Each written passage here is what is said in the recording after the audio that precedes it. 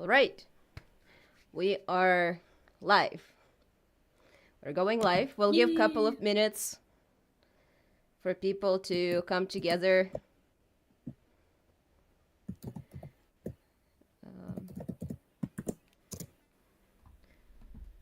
Let's check if we're live. How about that?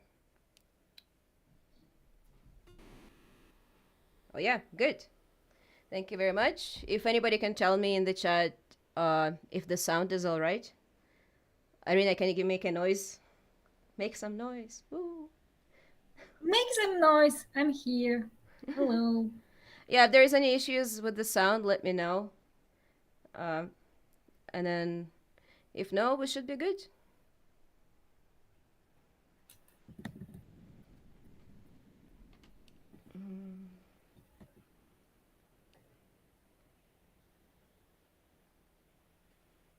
Sound is great. Great. Thank you.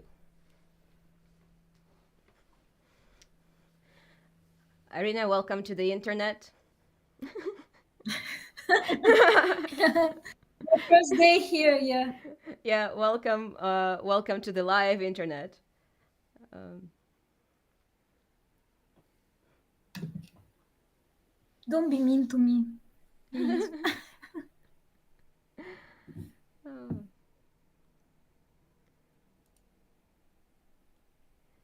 okay, good. Bitrate is low, but I think this is how we're gonna be, unless I can. What am I connected to? No, I'm connected to my best internet, so that's the best we're gonna get today. So if there is a delay on the chat, I am sorry, but well, but oh well. Um, all right, and I think we can start. So here I am. This is my mentor friend, Arina. Arina is a philosopher, scholar of memes, uh, researcher, um, and today we have for you a presentation that we collected for the last 6 to 8 months, I think. Long time. It's been a long time. Since summer almost. Yeah. Yeah, since summer. And that's, we're gonna go over the memes that shaped the political discourse of the US election in 2024.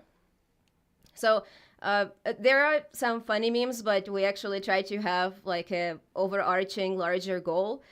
So goal here is to discuss the memes as a mode of political and cultural discourse.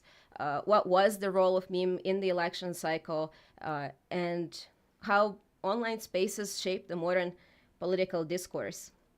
And so hopefully you leave with a little bit of a different understanding of memes as a mode of communication and mode of political discourse. And with that said, shall we start? I'm really fast, so I think like I'll wait like 1 or 2 minutes before people join in, just in case there is anybody else who is, you know, stuck in the washroom or something.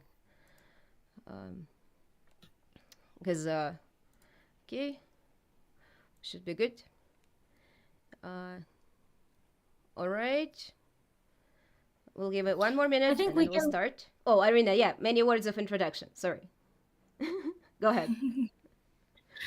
I think it's important that you said that we have the purpose of showing that memes a discourse, a media, but I think that there are a lot of funny memes here. But we can cry and we can laugh. I don't know. It's not that funny when you live here. We can cope. Oh, yeah, Irina is stuck Yeah. in Gulag, unlike myself. So, yeah. Yeah. So, it's good evening for her, good morning for me, and good day for everybody else. Uh, yeah, but also, I mean, well, yeah, like that's the thing, because like Trump's election is, and US elections in general, they don't just stay inside of the US. So, be you in Canada, be you in Yeah. Russia, be you anywhere else, it's, it has an influence. All right, let's start. And Yeah, it's oh, sorry. Go ahead. yeah, it's funny how in Russia everybody is talking about inauguration of Trump, and who what was wearing and all that stuff. Yeah, the uh, Elon's hand tricks. We're gonna get to that. Excited little hands, yeah, Yeah, yeah. yeah. It's just artistic. Mm. All right. Okay, good. I'll start, and we will start with Joe Biden, the man himself. All right. So we're gonna start with Joe Biden, and well, uh, I want to say, I want to say best wishes for him. I don't want to treat him like his dad. I almost just almost started a speech for his departure, but no, he is still alive. But of course, the memory of Joe Biden as a sleepy old senile man, and that was widespread in different memes across left and right. Of course, the term "Sleepy Joe" was coined by Trump, but that was not limited to the opposition to his age was not limited to right wing or conservative spaces.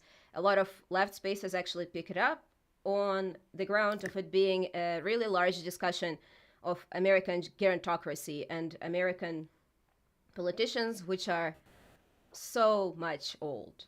Like they're so old, it's ridiculous. So when we talk about Trump, oh, we talked about with Arina before because I think you said that he was they were boomers, but I was like, no, they're not boomers, because they're older than boomers. The boomers are young compared to these two gentlemen. Uh, yeah, so, but the thing is that reflection of real political issue in memes, I think, is a very good start. And what we'll see is that a lot of the memes are actually reflecting on the real issues. They turn it to be funny, and I guess also like a political discourse a lot of the times is funny, like caricatures of the past. Today we have memes. But anyway, Joe was a reflect this push against gerontocracy, and actually successful push against gerontocracy in this case, because a lot of the times it just we just ignore, like it just gets ignored in us. So like we had like AOC case against that guy who has cancer, where she lost her nomination against the guy who's like 74 or 75 and has a terminal cancer. So that was unsuccessful attempt against gerontocracy. But in case of Joe Biden, that was actually a successful push to out him as an old man. In part, it was due to how political discourse was happening online and in media. And when we saw those memes about, oh, Joe being just unable to put two things together, where he says, welcome the president of Ukraine, Vladimir Putin. I'm pretty sure that wasn't Russian news. So mistakes like that are, for a politician of his caliber, are just crazy. And I think it was a good thing that in memes, that was a reflection of President Joe Biden as an old man. Like that was a successful meme campaign in a way, where he just got memed out. So that was our intro to Joe Biden, but there is actually far more to Joe Biden. What do you want to add? Can I say? Yeah. I think it's funny how Trump is positioning himself like he's more young. He's younger and more energetic. Like he's also old, um, but these few years he thinks makes a difference. A fresh 78-year-old. Yeah, yeah. All right, and I'll pass it on to Arina on the next one. And next one we have, I think, everybody's No, you favorite in you're my the channel, Genocide Joe. Oh, it's mine. Yeah, sorry. Yeah, I have to talk it's about that one. Yeah, and so next we have everybody's favorite, I think, not most impressive one, Genocide Joe. So Genocide Joe is, we'll get into that deeper as we go through Democrats, but Genocide Joe was one of the cases of meme campaigns that was used by the left against the Democrats and against the president. So a lot of the memes on the, actually like hard right, but also mostly on the left. So a lot of the people who are leaning anywhere from social democrat to, you know, as far left as you can go, were opposed and are still opposed to genocide. And that was, what can I, you know, how can I'm just trying to joke here, but you can't really joke about stuff like that. But memes, in a way, like this is one of the functions that memes have on the internet. So it makes the discourse digestible in a way. So it makes something that is otherwise an absolutely horrible situation something that can be shared and digested in a way that gore videos from the from the areas of war cannot. And also they can be spread across the internet, unlike the videos which are, you know, like you can't really like spread gore on the internet. Platforms will ban you. However, memes, where we have Biden being concerned, increasingly concerned, very concerned, deeply concerned, and then the cycle continues and the genocide continues. That sort of material can be spread online. Yeah, so universally, I don't think there is much support in US or anywhere really for what is happening in Gaza. But that was also another successful campaign from the left against Biden. And we also wanted to say, like, in addition to this, like, to the, you know, we're going to talk about the Dark Brandon in a second. But this is actually what we're looking at is an appropriation of meme. So this is a very rare case when left is actually appropriating something from the right successfully. And that being this Brandon meme, where we have red laser eyes, which are normally used in right-wing memes and by right-wing figures, actually being adopted into left and democratic discourse. And this is a great transition. This is a great transition to Dark Brandon. Thank you, Arina.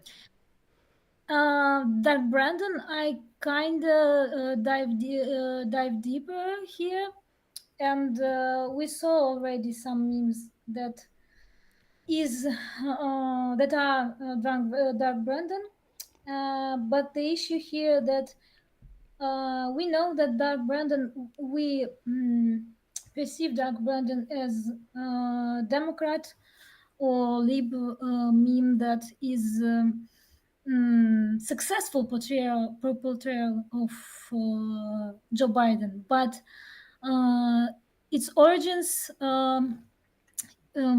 it originates from right-wing shitposts and is a sum of "Let's Go Brandon," which is F. Joe Biden, the code for F. Joe Biden, and go and dark MAGA aesthetic, which is which is we all know it.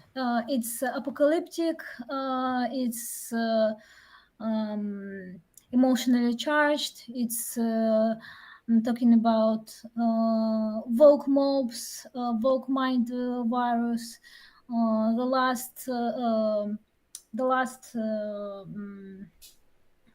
last times, like our political situation is such a crisis that need to be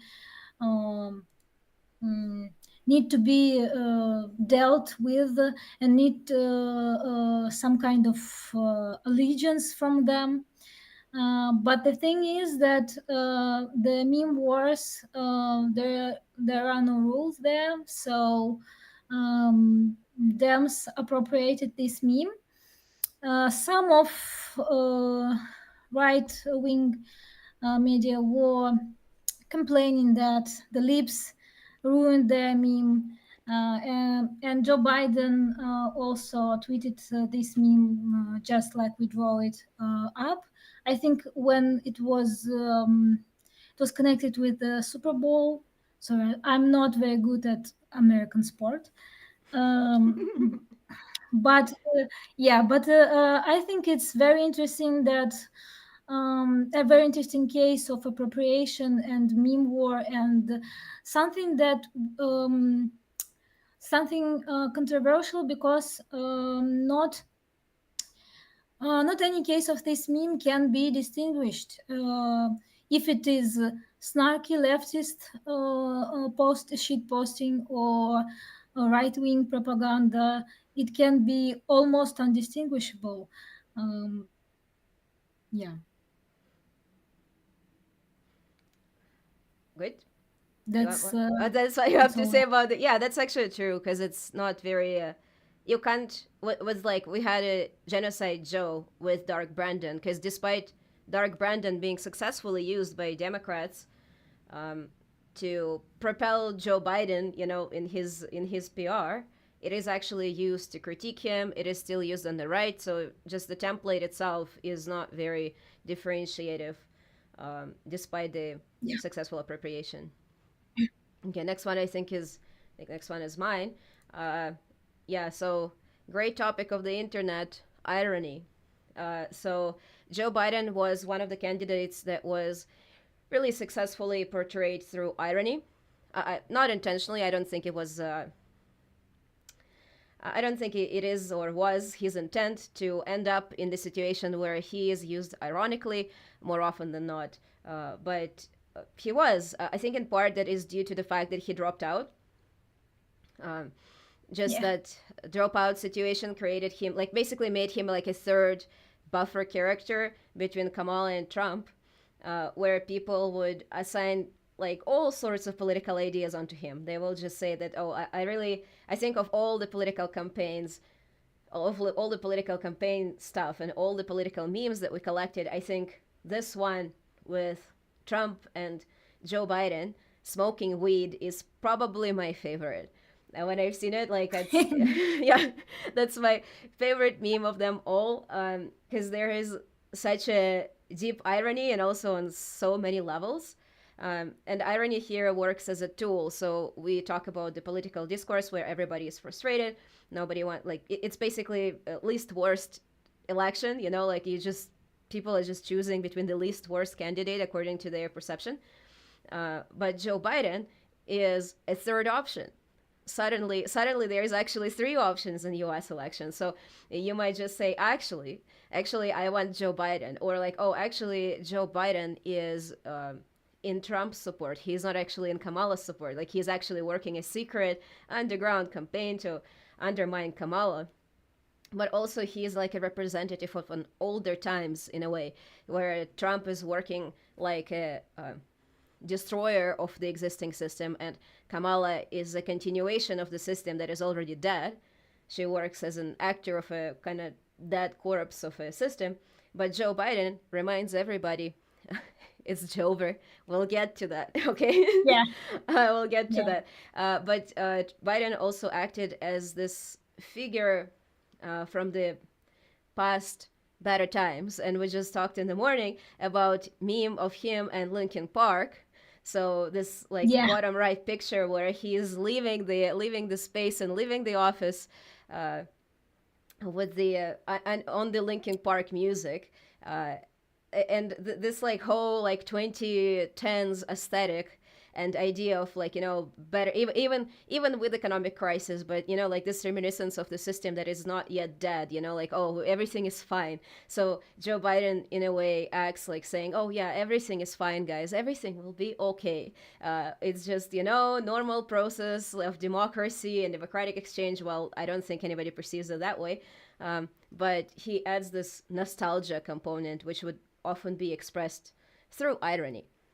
Uh, and from there on, I think it's good. I think we can move to Yeah. the This lady is my herself. favorite meme. Yeah. Yeah. All right, you can go move to Kamala is brat. Kamala.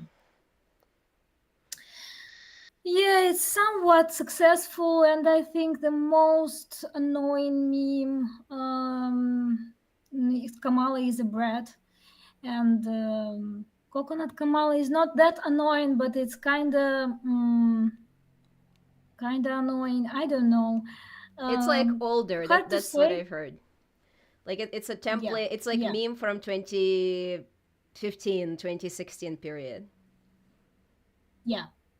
But it's surfaced and was forced also. But hard to say if these memes were enforced or simply appropriated at the wave of popularity.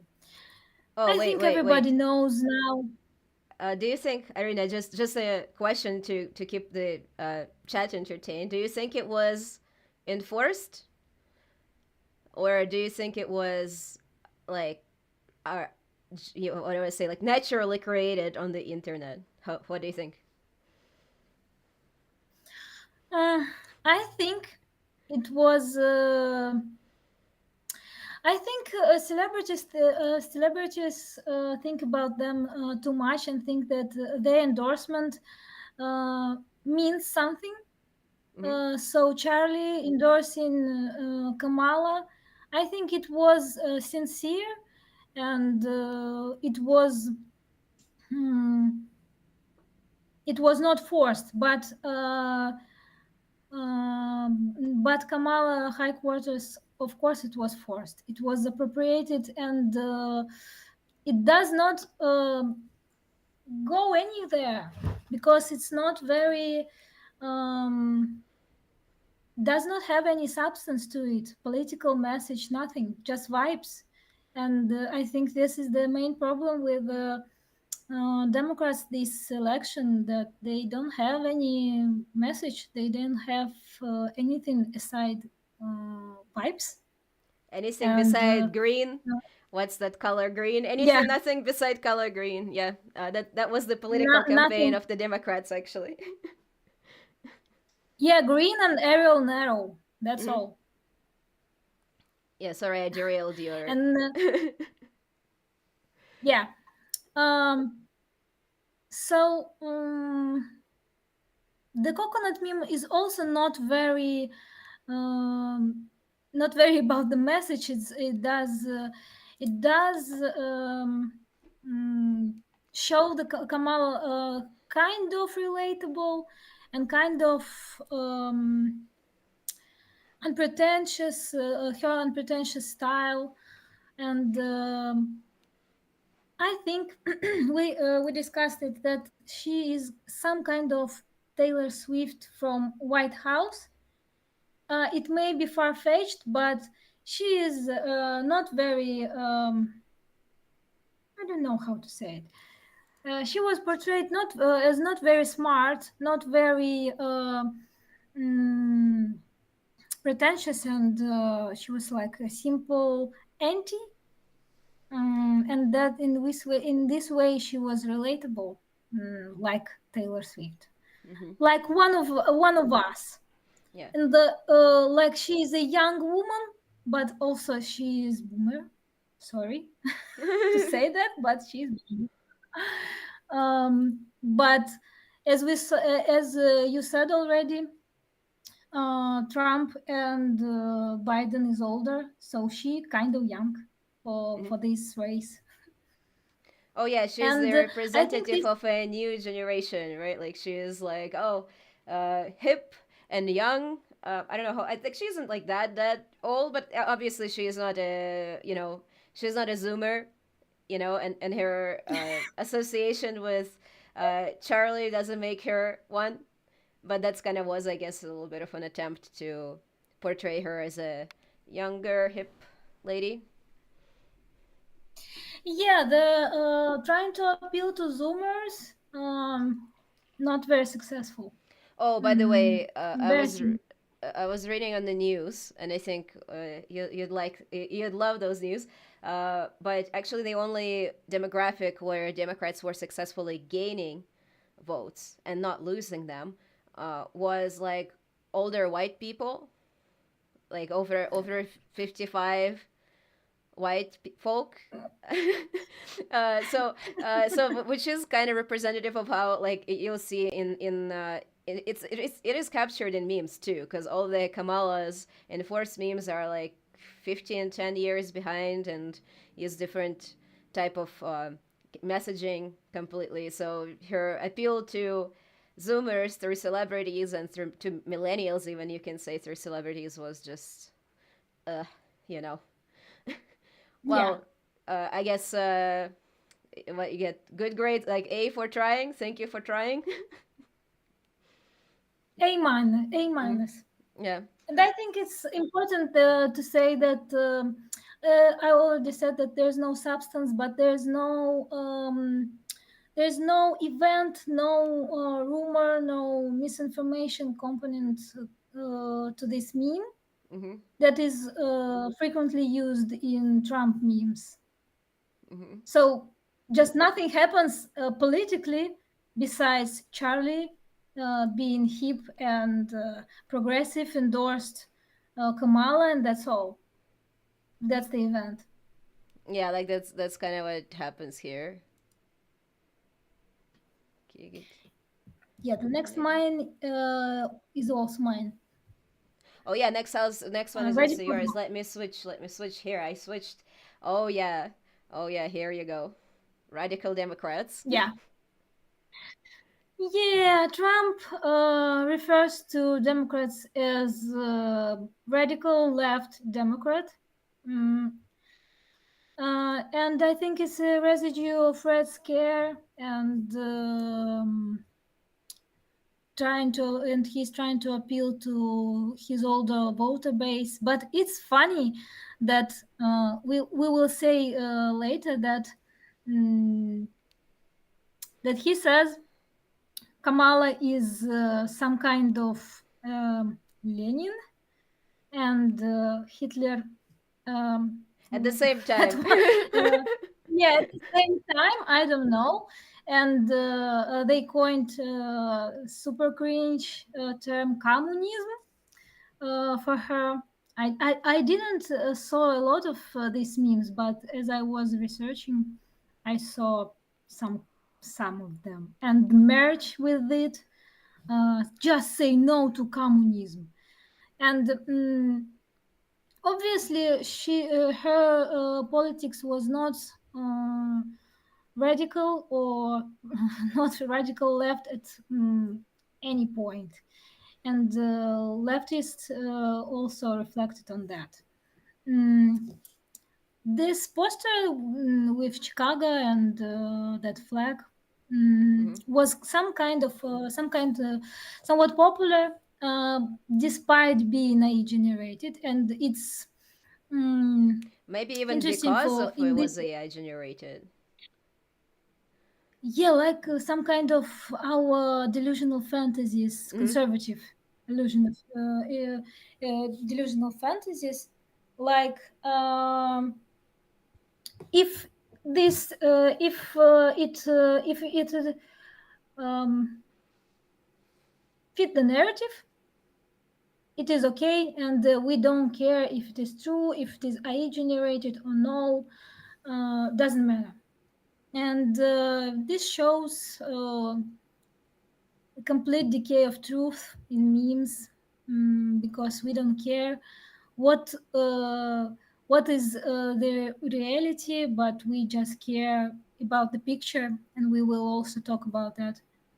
Mm, yeah, I think that's all Yeah. we can So say here. No, yeah, I'd like an opinion from the chat if you think Kamala was communist or perhaps communist and fascist at the same time. Uh, all aboard the yeah, communism train.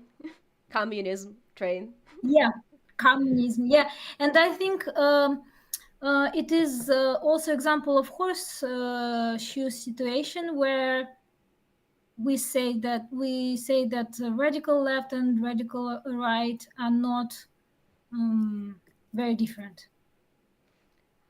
Yeah, like that's like a little bit of a their, yeah, it's their perception.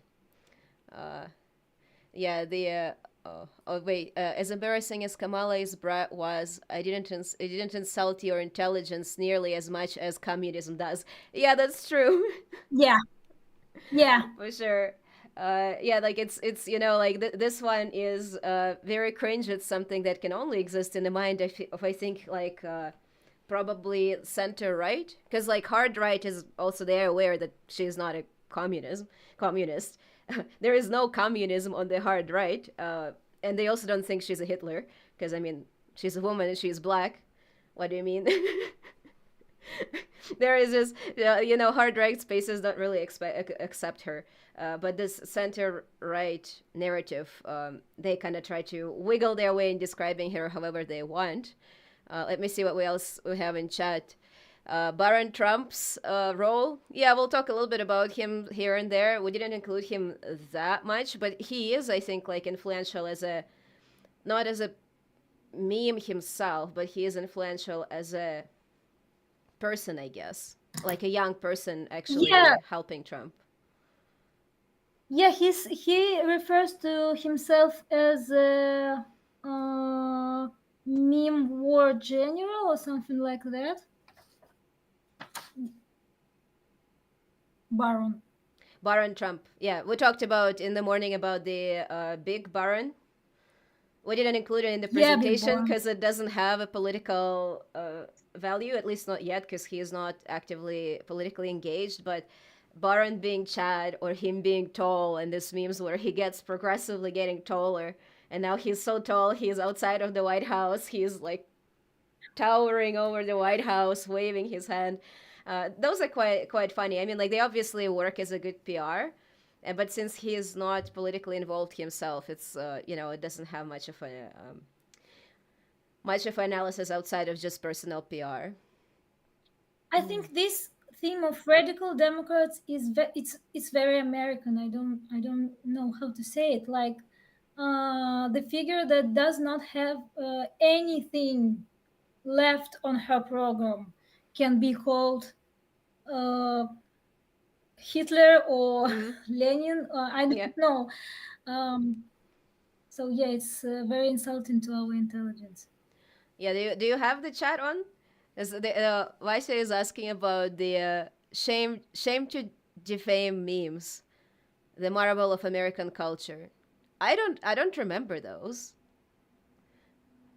Um, no, I don't remember either. Um, oh no! Oh no! This is a meme about the Trump presidential run. Someone was unhappy about his team using meme fare, uh, specifically Pepe the Frog, and then the Uh, idea was that they are like a Marvel team of American culture. Oh yeah, we'll talk about culture wars. It's a little bit closer to the end, but certainly uh, conservatives and right wing they're very successful in waging meme war and in using memes. That's this, that's here we are, if it didn't yeah, happen, we would not be here. But they are very successful in the use of the campaigns, use of the memes in the campaign. Um, yeah. okay, I'll go to next one. I'll go to uh, a brief one um, of laughing Kamala.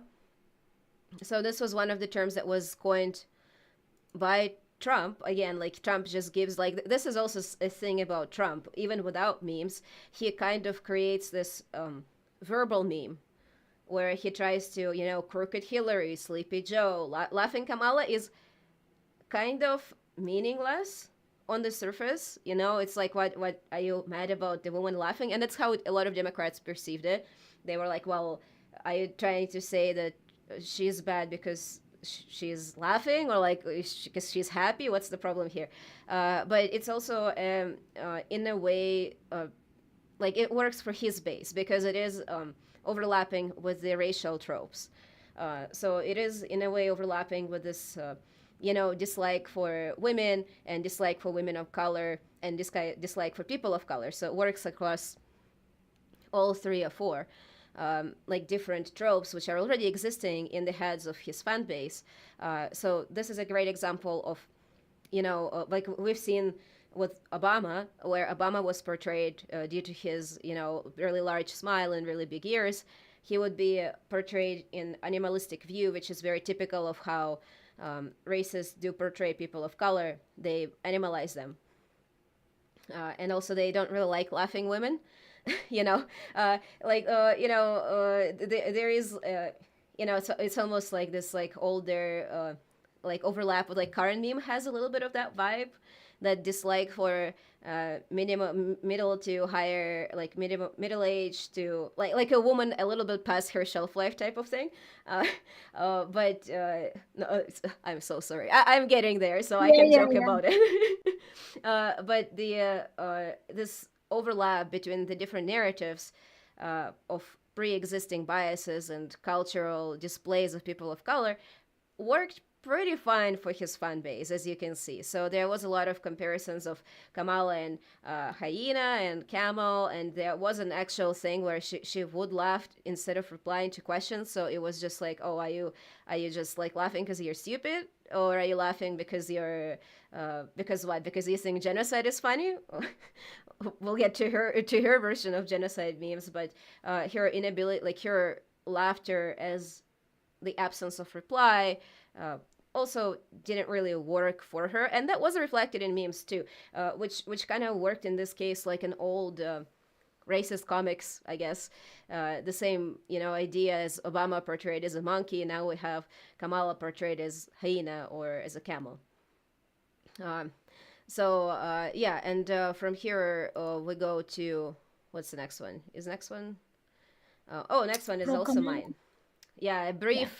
a brief after that, a brief interlude, a brief moment of um, what do I say? Of joy for Positivity. Democrats. Yeah.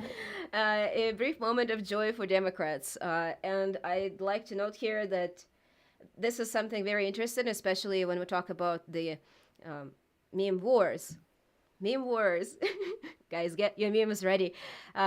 But there is a lot of space. Like there was so many different memes in this campaign cycle, and a lot of them were for something, a lot of them were against something.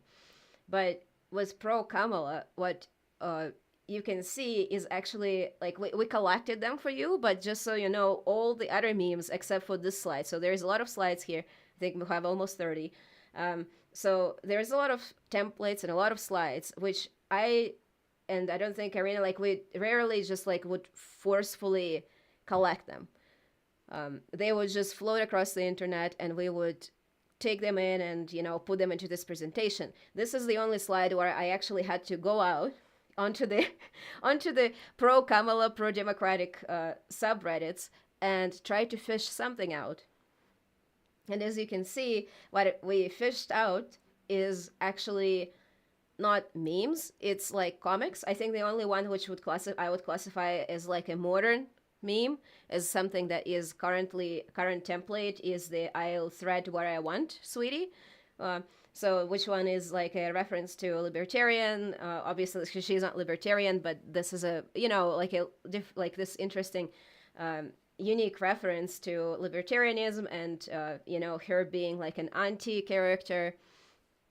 Everything else is either pictures or comics, or like traditionally painted by the artist and posted in a newspaper instead of something that would be floating on the internet freely. So, but those memes would reflect her general messaging of being the only democratic option. It's the most important election in your life every time. I'm sorry, Americans, but this Yeah. is your life. It's Yeah. the most important election for every cycle. I mean, for Arina, it's even easier. She knows who's winning any election cycle in Russia. You don't even need to worry about that. But in this case, it's the most. It's actually quite interesting because it's quite the opposite between Russian and American politics. I didn't think about it that way, but where Americans, every election for Americans is just the end of the world. It's the most important thing. There is nothing else as important. If you don't vote for Kamala, democracy will die. The world will end. And like maybe it will, but also I don't think electing Kamala would necessarily stop it. It would just probably Yeah. slow it down. It will just slow it for 4 years. So and yeah, and I think it's funny how as we were preparing this presentation, this meme with Trump and Helgite and Statue of Liberty was kind of cringe. Now, when we saw the inauguration, it's not that far from reality. But also, yeah, as you said, if Kamala was president, nothing, not nothing, nothing, it would nearly be nothing better, would but it change. would like it would be better than Trump. It's like a low bar. Yeah. Yeah, little bit better. And I think the most interesting case for me, pro Kamala case for me, was the Fashion Week event that was so cringe. Uh, Abortion rights are hot. This is from That's the this pictures on the left, event. just on the slide. Yeah. Yeah, Madam Presidency Spicy Rita and this jungle with laws, national abortion ban, Yeah, but those are far not right really authorities.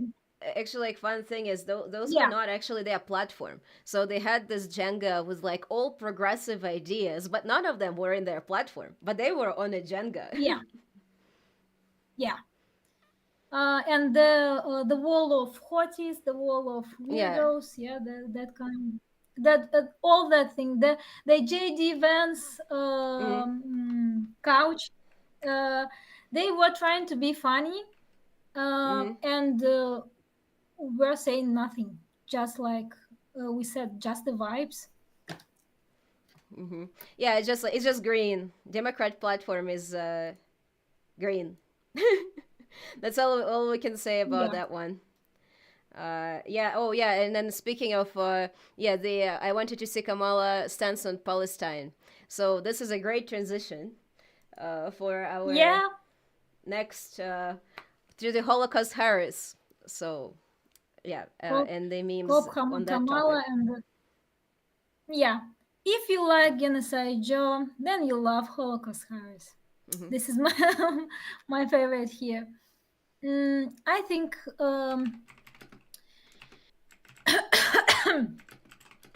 she portrays herself as somewhat progressive, but her stance on Palestine not very far from Trump's.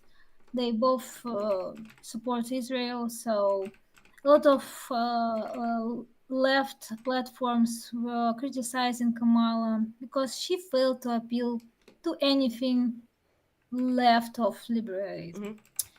Hmm. Uh, and most of the memes, free running, free range memes, were in her critique, not in her support. And I think the meme war here is lost, and we see it in political situation also. Um, Her support for genocide in Gaza was widely criticized by the left, obviously. As much as her involvement with the police, like she is progressive, yeah, and then that picture on the right, Uh, yeah, Dr. yeah, Anarchy says we progressive, call her Kopmala. Yeah, Kopmala. yeah, Kopmala, yeah, Kopmala, yeah. Um, and her fake damn feminism, despite the fact of that, all of those issues, her stance were milder than those of Trump. Left was not amused, and Kamala was criticized vigorously. I think it's a purist thing. The like, I don't vote. I don't go to. I don't go. I don't vote because they both bad. Uh, like some kind of black and white situation. Like, I don't, if the political figure is not ideal, I won't go to the election. This was the position of the left, from my point of view. Yeah, in um, part. I think there we have like me and Arena have slightly different perspective just by the nature of upbringing.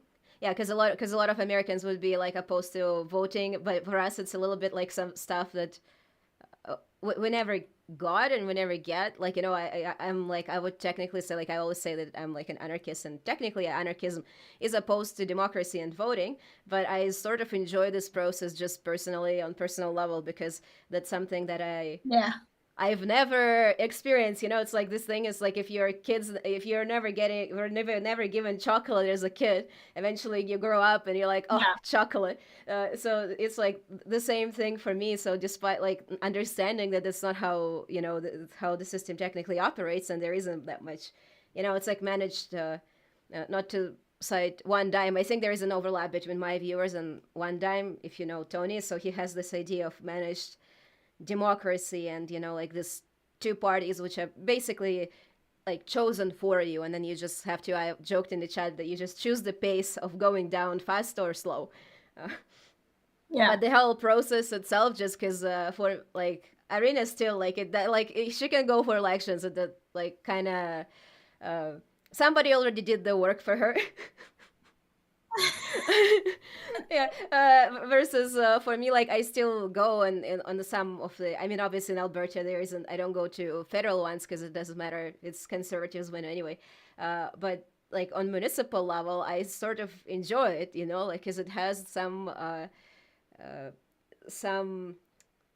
what do I say, like it's like, for me it's like a personal joyful experience of doing something that I couldn't do previously, Yeah. which Americans generally don't really, I guess, like just by the nature of the landscape in which they grow up, it's not the perspective that you would be developing if you're living in the US.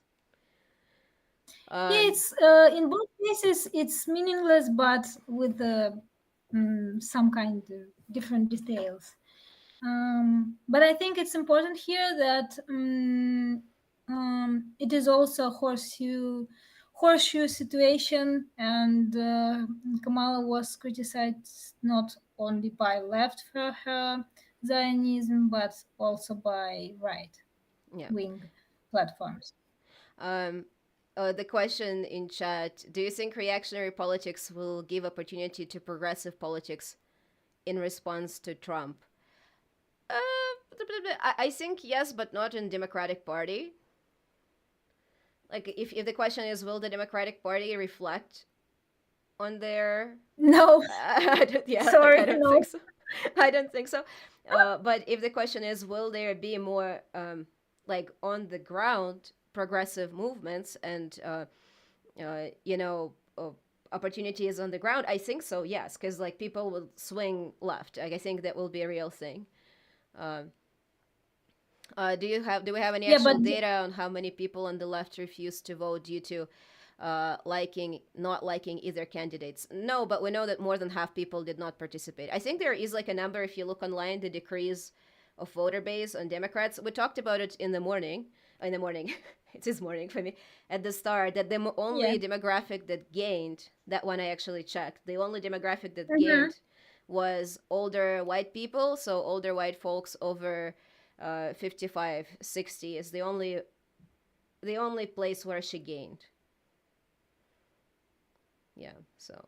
Yeah, and I think Democrats fail to reflect on their lost. Mm-hmm.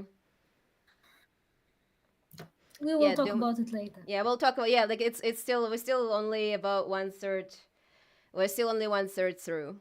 Uh, and then also we'll Mhm. have space in the end for questions. So if I accidentally miss your question in chat, and then you can always come back to it later. But we'll try to also answer as we go. Do we have something else? Fish hook theory in memes. Arina, you might have an answer, but do you know what the fish hook theory is? Actually, yeah, this thing is No. like with the, I think I can answer to that one a little bit. Uh, in terms of like right and center, and when you say like that we gain on the white older base, it is a little bit of a fishhook theory, because the fishhook is basically you go to the right, and then you turn like a fishhook to the center. So not like Hmm. horseshoe where you go like this, but where you go Yeah. to the right and then the center. Um, But with the white older base, I guess that was exactly what happened, because her appeal was to be more moderate and more like, oh, so you have like a Trump who is reactionary Republican, and then you have Kamala who is a old school moderate Republican. So that more moderate Republican appeal attracted more people from the right for her, but nobody from the left. So we'll get to that. I think is it on the next one? I think it's the Yeah, next. that's not. I think it's the next slide, so I can actually go to that one. Yeah. So leftist attack on Harris and Democrats. So this is something. I guess it's not really new. There is always this feud between state Democrats and anybody who is like in the U.S. probably anywhere left from social Democrats, from mild social Democrats like Bernie Sanders, to all the way to communists and anarchists. But what we witnessed was a lot of left in memes and in real life actually attacking Democrats, and there is two parts to it. One, obviously, the fact that, well, not like the whole premise of the story is that, of course, her inability to distinguish herself from Biden on the position on Gaza, and the fact that it pretty much put a lot of leftists in a position of like, well, do I stand, do I want to remain clean and not support genocide, or do you want to dirty your hands and go vote for Democrats just so that Trump doesn't win? So that was pretty much the position for leftists, especially in swing states. I think if you are like deep red or deep blue state, it doesn't really matter if you don't go for election. But for swing states, it pretty much put leftists on the spot to say, well, do you actually, what do you choose? Do you choose to oppose Trump? Or do you choose to vote for somebody who is so unprogressive that they're actually going to sponsor genocide? With your tax dollars, which I mean Trump will do too, but it's still a moral position to take. So I don't really blame people for if they chose not to vote, because it's your position. It's good if you didn't vote. It's understandable. Let's call it that. But there is two sides to this story. So on one side, we had leftists attack Democrats more than they actually attacked Trump. So a lot of the election memes were actually left's attacks on Harris and her campaign, and not left's attacks on Trump, who is technically more far to the right. This is they didn't swing her anywhere left, and I don't think it ever will swing them to the left. But also, this is something that I just I think I was reading it in the article, but I don't remember the reference. But what we are witnessing is the real final split between Democratic Party and the left, any sort of left, in the U.S., where it's becoming really strange, because Republicans are appealing to the right, and left now exists separate. They just don't have any representation. So who the Democrats are for remains a question to be answered.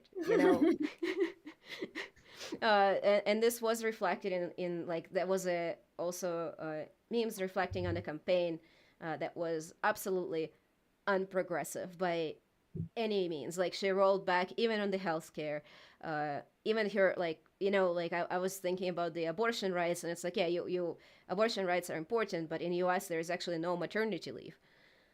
So there is a really good opportunity for women's rights push, like a larger push, not just like, oh, I will actually take this one policy, and again they'll put it into executive order that will be ripped off the next time Republicans take hold. So that was, put leftists in a hard situation, where we will remain. I guess, what can I say? The hard situation where we will remain for quite some time now.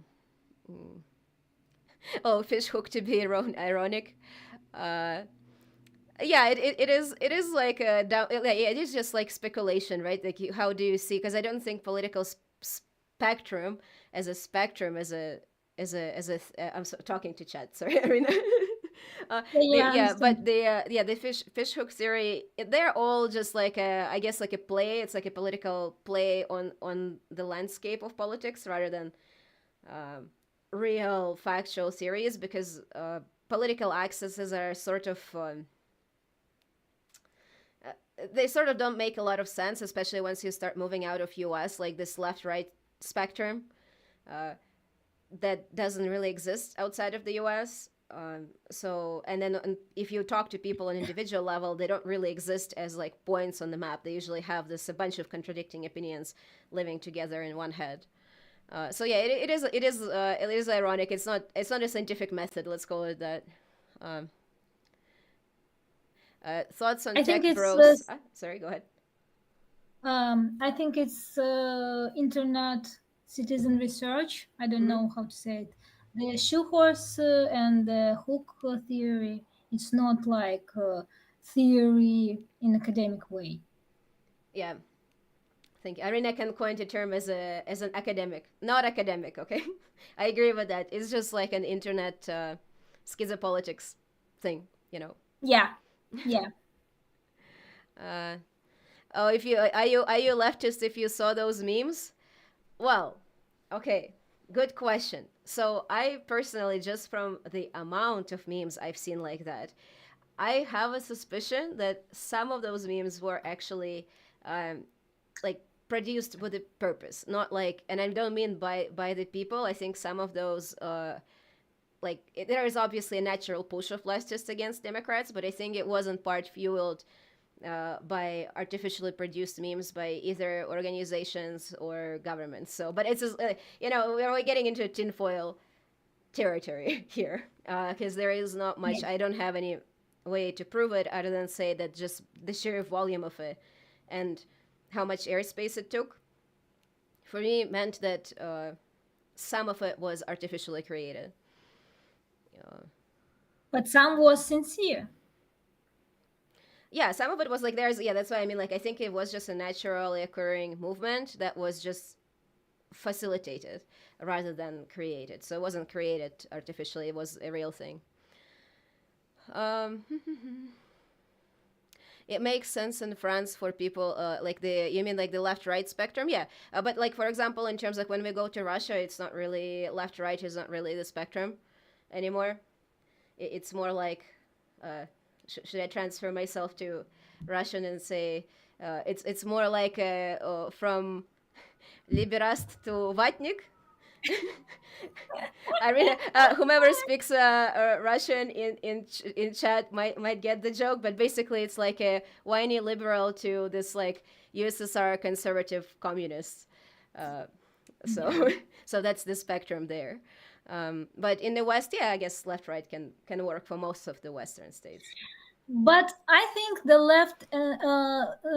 left right compass is something that is used in context of American policy randomly, like we saw with communism and all that Hmm. stuff. It's Hmm. just random who you call right wing or left wing. Really, Yeah, like for people who actually experience communism, why the hell is like yeah, Hitler a communist? It's like it's just such an American thing. Like without if you didn't have like a history of 50 years of Red Scare, that would just like not make any sense. Especially for like for us, yeah, like if because like we live in the country that was communist, it's like. Uh, no, like it wasn't truly like communist. I know like people will say to it like it proclaimed itself to be communist and it like fought with Hitler, to some at some point. So, but then Americans come in and they're like, oh yeah, sure, they're same thing. Left right is what do you call it? Democrats are left, Republicans are right, and that's it. yeah. It doesn't make any sense. It Don't doesn't worry make about any any other sense. options.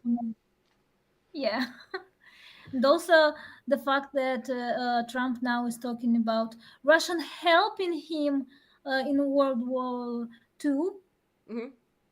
Every Russian like, okay, we helped. Mhm. Yeah, thanks for your help. Thanks. Oh, can you further develop on the mainstream political spectrum in Russia? Uh, Arina, do you want to? I know it's outside of your expertise, but it's also not. If you want, if you don't want, I can just fill the airspace. Mm, I think not a lot of options here. You can just be moderate and just don't talk too loud to to not get in Yeah, prison. Or you can be very loud and for all things our government yeah. push. Well, I And guess like yeah, you can be like actively pro Putin or mildly anti Putin, and that's kind of like your yeah, available positions to take. yeah, or you can be in prison. Yeah. Yeah, there's a third option, guys. There's always a third way. Yeah, yeah, secret third option. Yeah, there is like, I mean, like, just in terms of ideologically, there is like a little bit of a difference because our like Russian, like, there's obviously like fascist and hard right, but the more like this traditionalist movement in Russia is actually will be more on the ground of old USSR. Like, it will be more like USSR authoritarian communism. So your right side is actually communist, like not communist, but like authoritarian communist, if you Yeah, want that kind of. term. Like yeah, like so instead of having Republicans on the right, you have like Vatnik, which is pro USSR, like socially regressive communism. I guess it's hard to explain if you don't know Russian, like like USSR history of it. Yeah, But basically, it will be like yeah, for childcare, for schools, but strongly against gays. You have to have a strong man at the power of the state. So this is your right wing option there. Hmm. yeah, and there's no option here. Yeah, there Let's it's be like for it's like real. it's, and I know people say like Joey says in the chat, your vote counts as much as in US. Like it's less because like there, Yeah, like because you get a choice between two options. Uh, Version in Russia is like you don't get any. Like who's winning. you know, Yeah, you know the you results. Like know, the course. The course of action is known to everybody. And we should yeah, also like probably move on before Arina is sent to prison for what for saying things on the internet. yeah. Okay, I'll leave it at Uh, that. Let's wrap it before somebody knocks on your door. uh, yeah, the let's go to side characters. It's a yeah, brief interlude uh, for side characters. So we have Tim Waltz, side character number one. So he seemed to actually perform better in memes than Kamala, surprisingly. He had this. He was like portrayed as this lovely gentleman, pro worker, pro family, really pro anything, very humble guy. He was a subject to the same critiques as Kamala, but not as much because most of the attention was paid to her because she was in charge of genocide and he was just, hugging piglets and being pro worker. There was an interesting campaign of his where he was streaming on Twitch, but that didn't really generate much of a meme presence. But he did try to be, what would I say? Um, like he tried to generate this almost natural flow of Oh, sorry, I'm gonna see. Apologies. bless you, Thanks. bless you. So he was trying to be genuine, but the thing is, his stream was still scripted. It wasn't like a natural turn of events, or even something like AOC did, where she was streaming.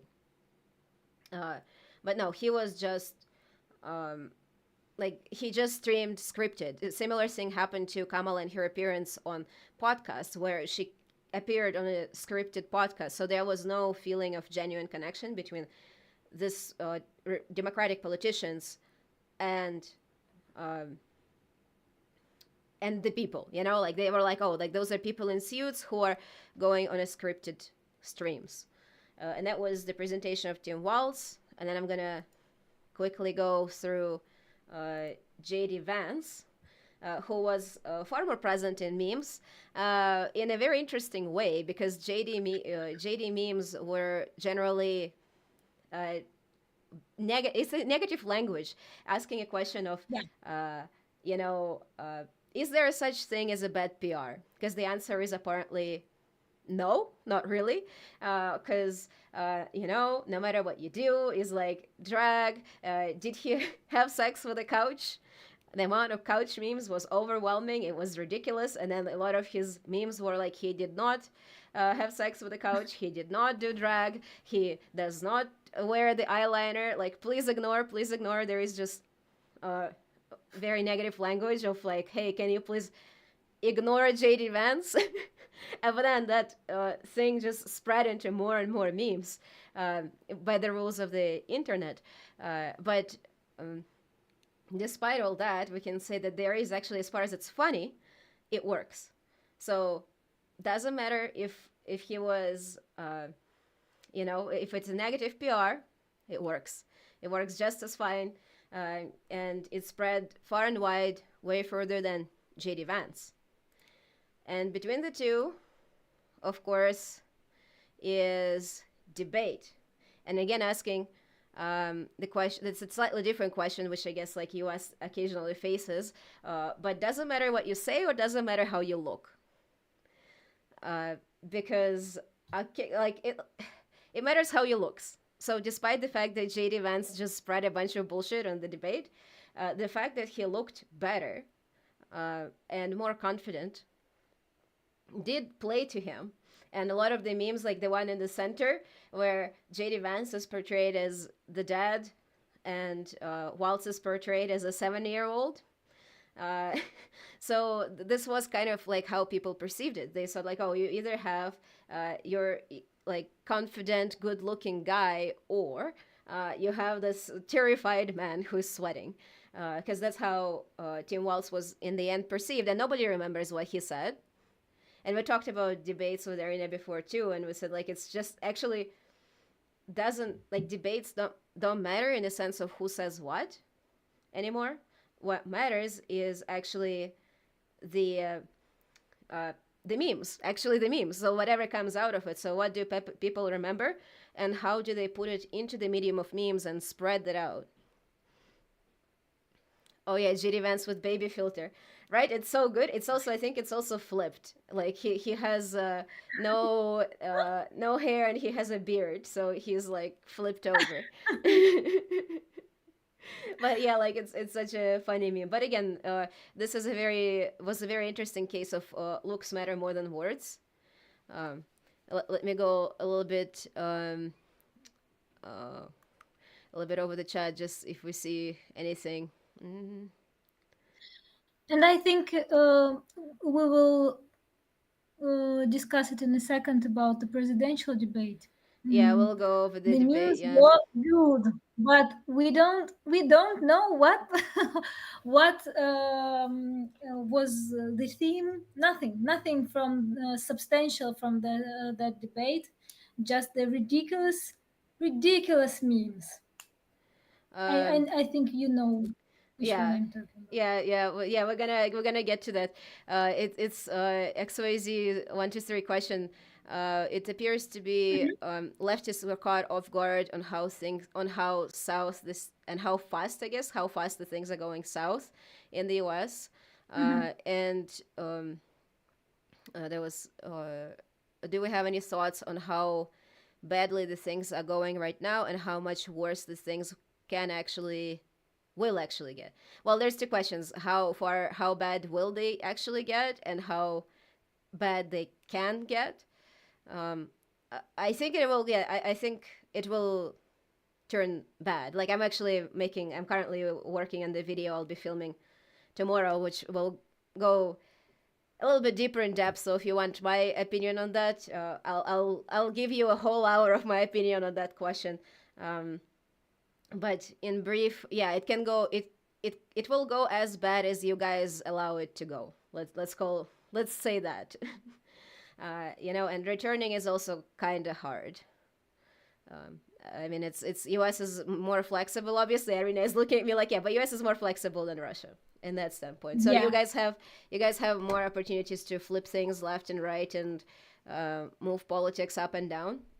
Well, no, treat up and down how you want. But yeah, like you're going down currently. So and how far it will go, it will depend on the people and their ability to organize and push back. Mm. Yeah, of course, but it's like 5 days, yeah, and a lot of things happened Yeah, in a since the couple of days, inauguration. it just yeah, it went sideways. Um, but the thing is also not completely unexpected, and that's also why I would say like it's kind of there is no difference between, and that was my position even before elections. So my biggest problem with Trump is not that his politics are hard right, but the fact that he will create the aesthetics of the far right. So he is acting as if he was far right. He will repeal specific laws. He will say specific things that will, in the end, empower others on the ground, like others as like far right organizers and people who hold those views, to be more bold in their actions. So that was my biggest thing. So something that Kamala would not do just because she has a even though she sponsors genocide domestically, she has a little bit of an internal filter. But Trump doesn't. So he will empower way more hard right than we can imagine. And how much? Well, how much you allow is the question. And that's again, I guess I would talk about hard right as a good transition to a final and main side character, Yeah, Mr. Musk. yeah. As my son-in-law, I think, said, elongated mascot doesn't Yeah, have elongated any muskrat. irony Yeah. in him. We refer to him as a side character, but I think at this point, Trump is a side character for billionaire elites. And memes, um, memes here play function of copium, like a painless way to process larger political issues of oligarchy coming to power in US. So we we try to make fun of him. We try to say that Elon is a clown. So if it is funny, it is there is less struggle. Musk himself, of course, trying to portray himself as a bay school guy, um, but he's very rich. Um, he earlier PR, his earlier PR program was founded on him being Iron Man and utilizing Twitter and mass communication to sway public opinion, to manipulate economy and politician. Um, in position portrayed Musk as evil or stupid. I don't think we need to to choose here. He's a cartoon villain and a dumb one. I don't know what to say. It's also I think it's funny. The funny one here with the bush, with the about the mimetic control. We are trying to make fun of him, but as we know, But he's Dark real. Maga is, yeah, he is real, and his memes are winning. I don't know what to say. Like White House now have Department of Government Efficiency, yeah. hmm Yeah, Dodge is Uh, now and how, real. yeah, how it is not manipulation on the market, I don't know. Mm, but he really have the mimetic control. If even if his memes are not funny, even if his username, what is it, Caecus Maximus is not funny. It is portrayed as kind of based and funny for the far right. I And wouldn't he say even well, always, how far you want to go. I would say, well, yeah, right. Let's say right. You know, I go very far. I can go very far right. yeah, I guess we'll go at the end where we'll speak about his hand tricks. But yeah, I have some words to say yeah, there. yeah. He always before the inauguration, we would say that he dog whistled to the right, but now he is not very secretive about it. Hmm. Yeah, exactly. Like that was Yeah. my perception, and I guess I should leave it to the end. But basically, when he just like throws a Nazi salute, he didn't tell anybody anything new about himself. In a way, like Yeah. everybody who thought he's cringe thinks he's cringe. Everybody who thought he's far right thinks he's far right. Or everybody who is coping and saying he is not continue to cope. So there is no new information learned from there. It was just like, but it Mhm. was like an airspace, like a lot. It takes a lot of airspace. Yeah, which was Yeah. like, do you want to talk in the position of like Musk and Rogan in a position to celebrities and Harris, like how she was unsuccessful with her Taylor Swift thing, but Trump was really Yeah. successful with Musk and Rogan. Yeah. So yeah, that was Mm. two opposite campaigns. Yeah, the Kamala campaign is not there. I think It's not I there. don't know what to say. It's kind of there, but it's not working. And as I said, celebrity thinks that they are very important. They are not. And Joe Rogan is not a real celebrity. He is a celebrity in this context. Yeah, I don't he's think a that his bro. podcast is the most popular. I think it is. He, I think it is, and that was the most yeah, viewed video from his podcast. I don't know if anybody in chat yeah, can fact check us and say what is the most popular podcast now. Um, for two of us who are not listening to any podcasts. I tried to listen to some of the Joe Rogan, but it's too much for me. Too much. There are like fun ones. If you want to watch like him and Bernie, it's okay. Um, I watched that one, and I watched the one with Neil deGrasse Tyson. This is like a space guy. That one Mm-hmm. was also fine. So I guess it flies for people who are like who can watch Elon Musk and Trump and not cringe. You know, for them it also works because I can watch Neil deGrasse Tyson and not cringe even if I don't agree with him. So I guess if you look at Trump and you're like, well, it's acceptable, and then yeah, like Joe Rogan works for, yeah, Rogan is still up there. Okay, yeah, I think he's definitely, if not number one, definitely top three. Yeah, depressing, depressing. Yeah, a little like this is a lower part of our video. What do we have?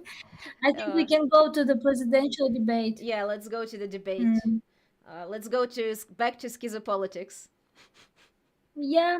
So nothing substantial from the debate. Only illegal aliens in prison and claims that Haitians or in Ohio people eating cats. And I think everybody heard that annoying song The TikTok song, about eating the yeah, cats. yeah, Hmm. yeah, they eating the cats, they eating the dogs, yeah. Yeah, yeah. um the Yeah, both guys, you're claims laughing, of but that's illegal alien. important, okay? Chat is laughing, but like, guys, that's important. The funny TikTok song is very important, okay?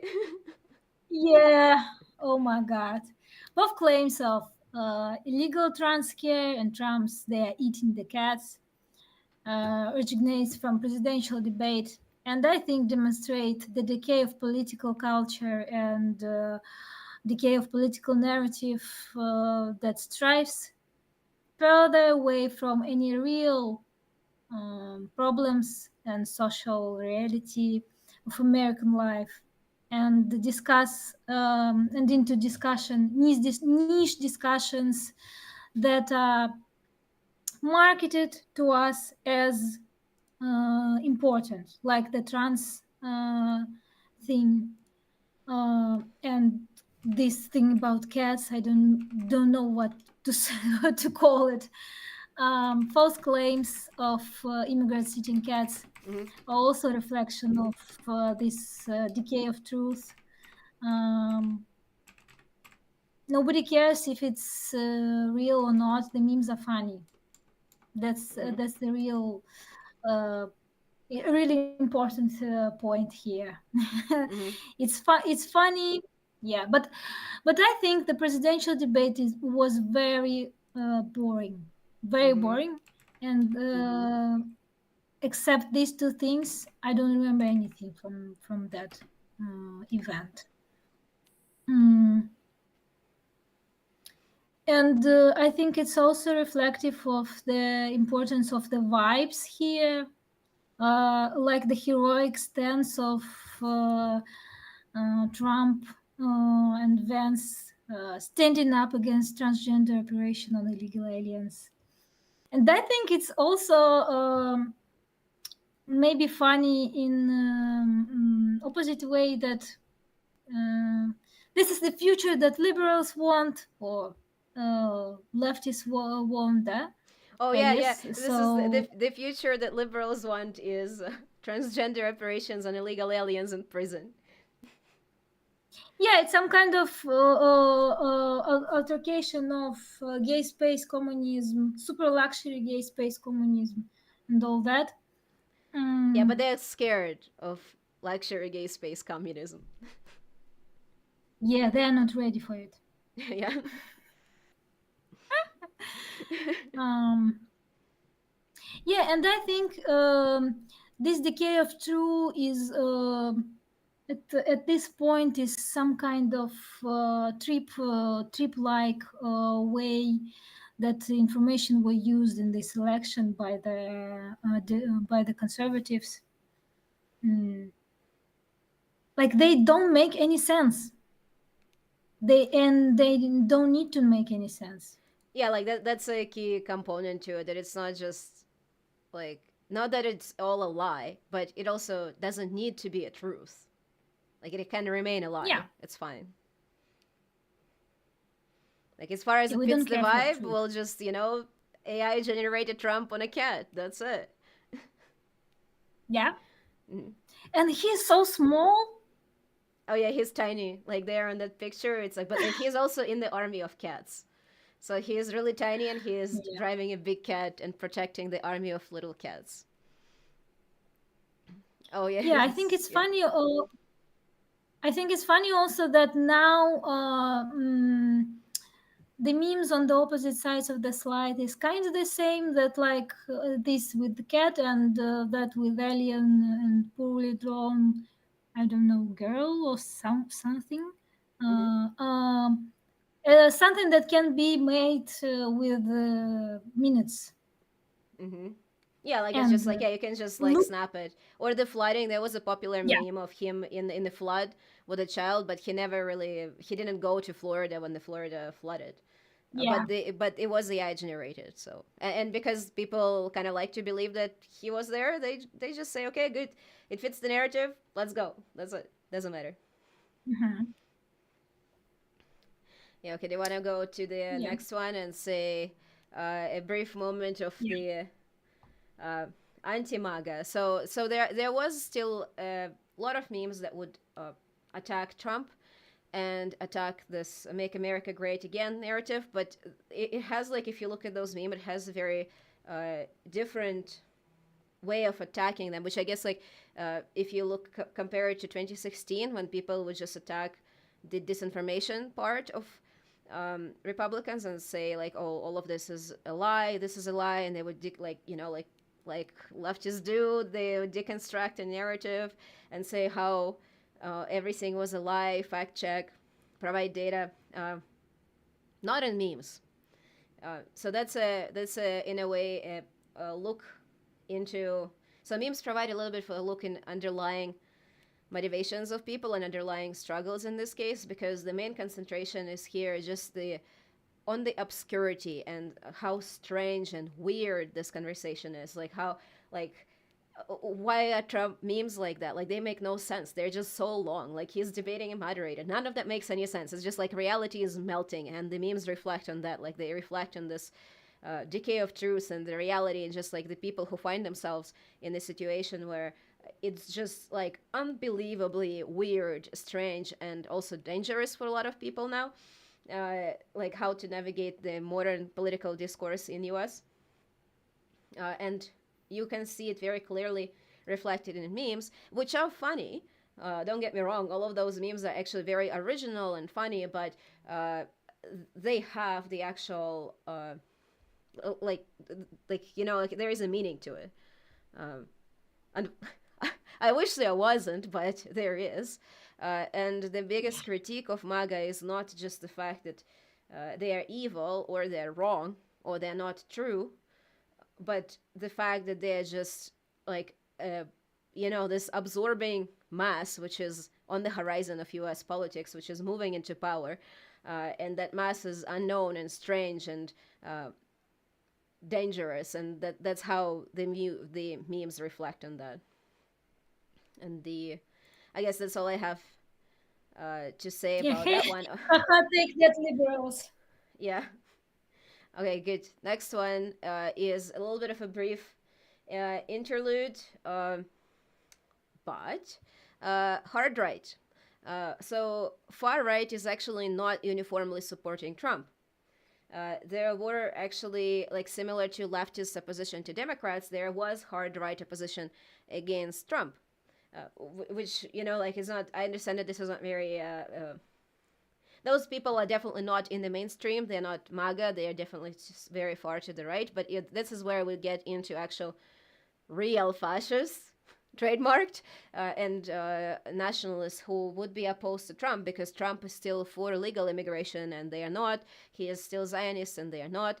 So they would have this narrative of anti-Zionism, but also anti-Semitism in their narrative. So this we definitely seen the return of both through the like not both, like we've definitely seen the return of anti-Zionism obviously since the Gaza thing started, but we've seen the return of anti-Semitism into the larger context, especially through Trump got Elon Musk.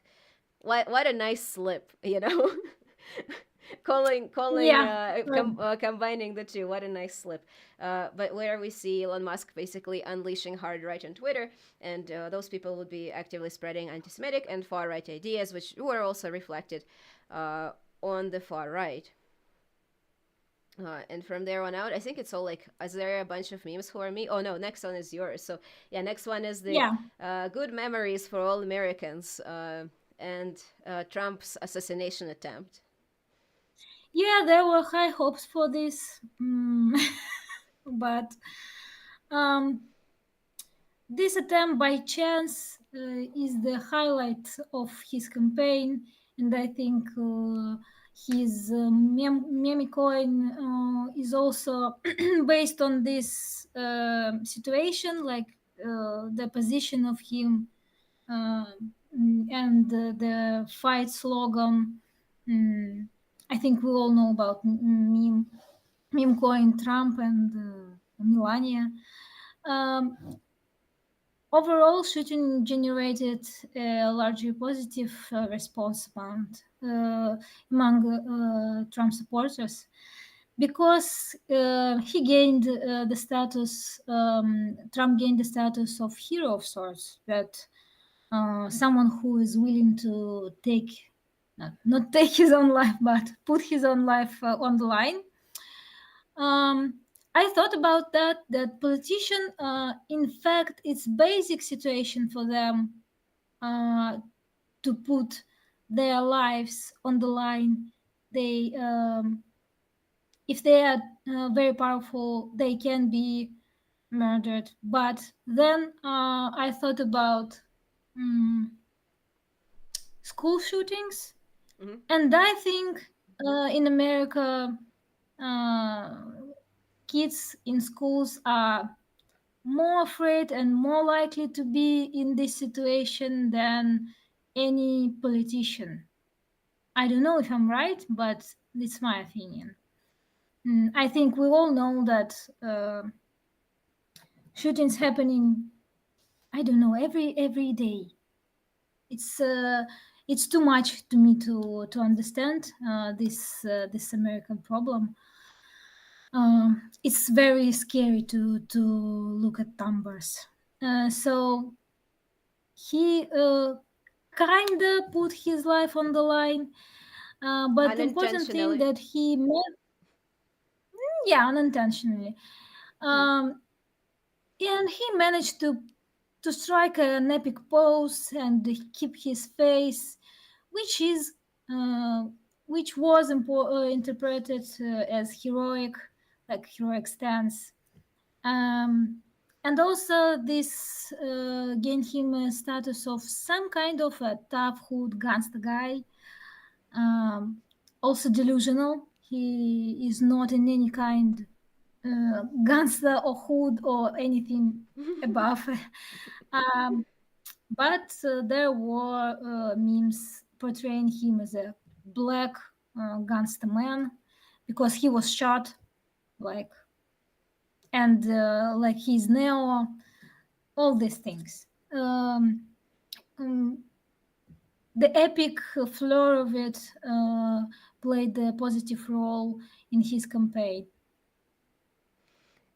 Yeah, Yeah, yeah, that's that's all. true. And this thing, like the picture, obviously imprinted on the memory of a lot of people. So, I guess it's also an interesting way to see how a historical moment gets transferred into memes. Uh, Despite, like, I mean, like Yeah, it it's doesn't have aesthetically to, but pleasing. it does. Hmm? It's kind of aesthetically pleasing, like in Americana style. I don't know. Well, yeah, especially with the fight, like with the U.S. flag in the Yeah, background, the and the fist yeah. up and the blood, like it obviously has this picturesque effect, which I Mimetic guess, influence. yeah, and I guess it's a good job. I don't remember who was the photographer who took it, but my guess is like my part of the credit here goes to the photographer who took this picture of a moment. So it's definitely from this just a pure artistic standpoint, it's great work. Um, Yeah, it's great work. It's also this picture does have a lot of mimetic value now yeah, yeah. in political sense and even in economical sense, as we know. Trump as a wrestling guy. Any thoughts on that? Oh, a lot of thoughts. We'll get there. Stay tuned. Stay tuned. The do we have don't memes always accelerate reality melting? Are memes always working against progressive politics?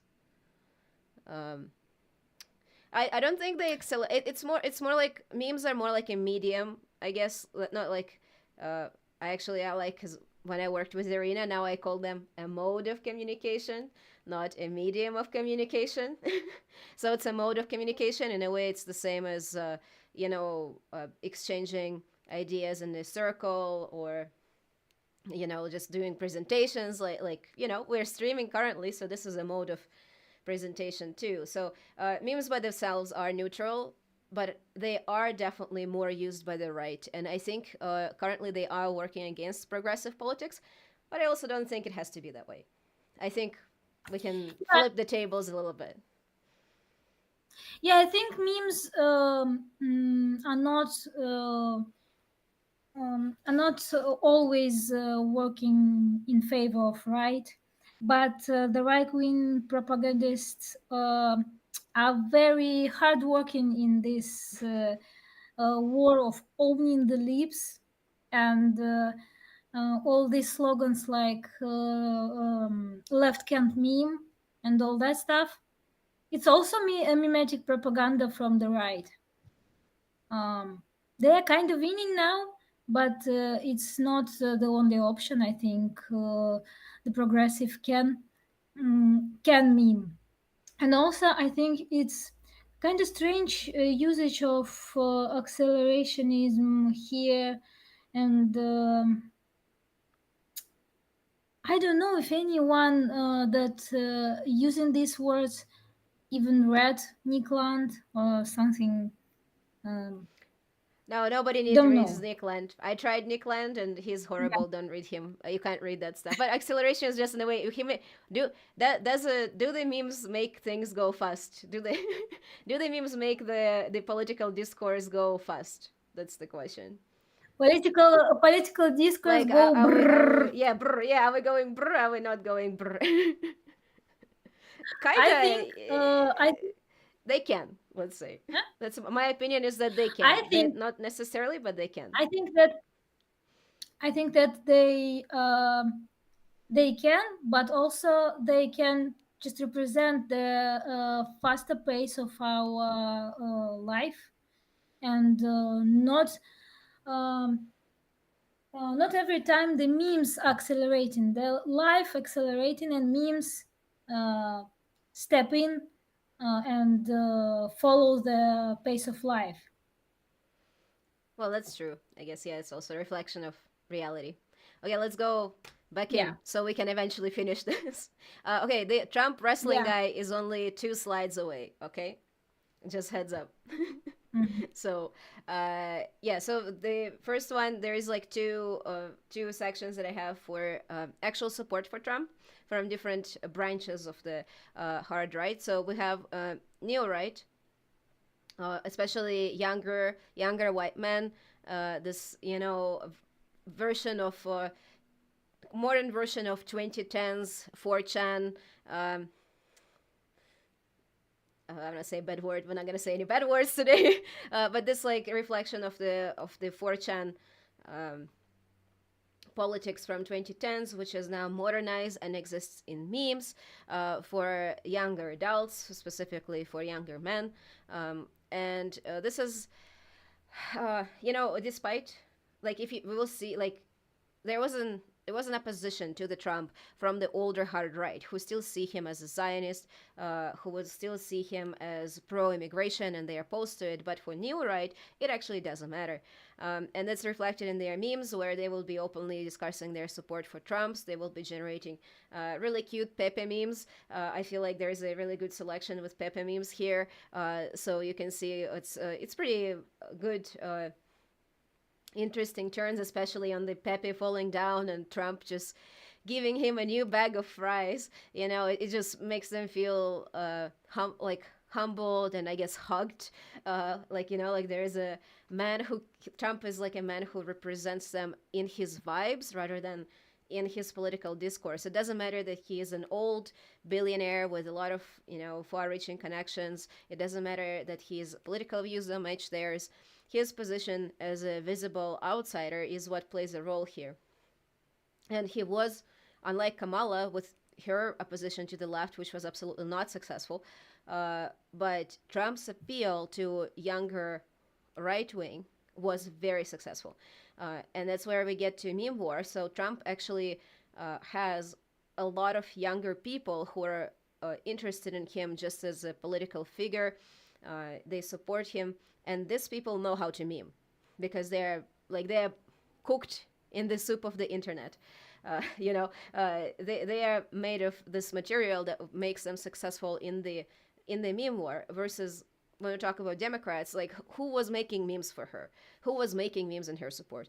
Anybody who is young and on the left is not gonna make memes in her support. Like why? Like nobody feels passionate enough to do that.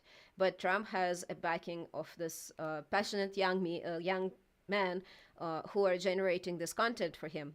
Is it a good content? Uh, no. But also, like, it's definitely not serving our goals here. But it is nonetheless a very successful meme machine. And when we talk about this perception of meme war, they are far better equipped than the left. Youth liking Trump is terrifying. Yeah, it is quite terrifying. It is hard to say if these people will stay there. That's the only, I guess, good thing I can say. I guess like there is a way for leftists to capture because a lot of them would be still having very interestingly progressive ideas. They will be for worker rights. They will be for industrialization, for a good working wage. There are like ideas that these people carry. They do not like these ideas don't have any output currently. They just say like, well, I don't want Kamala, so I guess and she is like old, not old, but she's like old lady that I don't identify with. But Trump is an outsider who is just like me. He isn't, but vibe is, and it's all about vibes. So that's definitely playing to to his benefit. And the other one is for slightly older demographic, which obviously supports Trump, but perception of Trump as Jesus and Trump as the religious figure. So a lot of evangelicals actually think of him as a either the Antichrist or the second coming of Jesus. Like I guess like pick your warrior here. But the point is that they feel like Trump is standing for their values, which again he isn't. But the good point about Trump that he is able to fill many roles and many shoes. He is not by like all like two pictures that you see here about Trump, they are AI generated. So we again AI generate the media that will fill up the gaps in people's understanding of Trump just to match it to their feeling about him. So if they feel that he is a religious figure, they will make AI imagery that of him as a Christian man. If they feel like he needs to be in Florida, they'll AI generate him into a flood of Florida. This is their and the other thing is like when they believe him as an antichrist, they also feel like Trump is in a way a destroyer of the world, but it's a good thing for a lot of evangelicals. They think that the world needs to die, I guess. Like they're just waiting for the Yeah. world to fall apart so they can go into heaven. So they view Trump as just I guess like a God, I'm not familiar in religious terminology, but like he's a signal of the rapture in a way.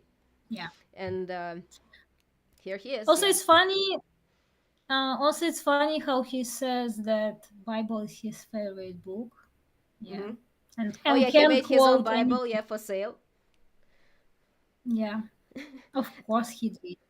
Yeah, like it's a Bible for sale. It's like it's kind of like the golden shoes, right? So he has golden shoes, and he has meme coin, and he has a special Bible. Um, so like Yeah, there, it turns Bible into very consumerist material, but it works for his base. And also, this is a testament of Trump as he is a moving figure. He's very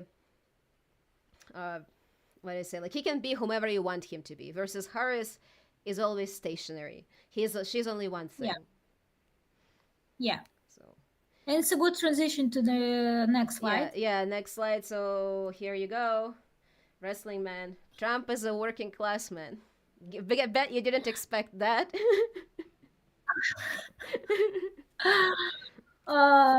This is one of the most successful memes of Trump, and of course it's delusional. It's not true, but it is interesting as a strategy, and I think Trump portrayal of a working class man is a epitome of something that can be called Baroque propaganda technique. This is terminology from the William Egginton book, Theatre of Truth, Art of Baroque, where he um, where he classifies the power of Baroque aesthetics as connected not to artistic value but to its propaganda orientation. And in such discourse, Baroque is first of all instrument of controlling public consciousness, and the specific mm, aesthetic features of Baroque and techniques uh, are techniques of influence that captivate the public.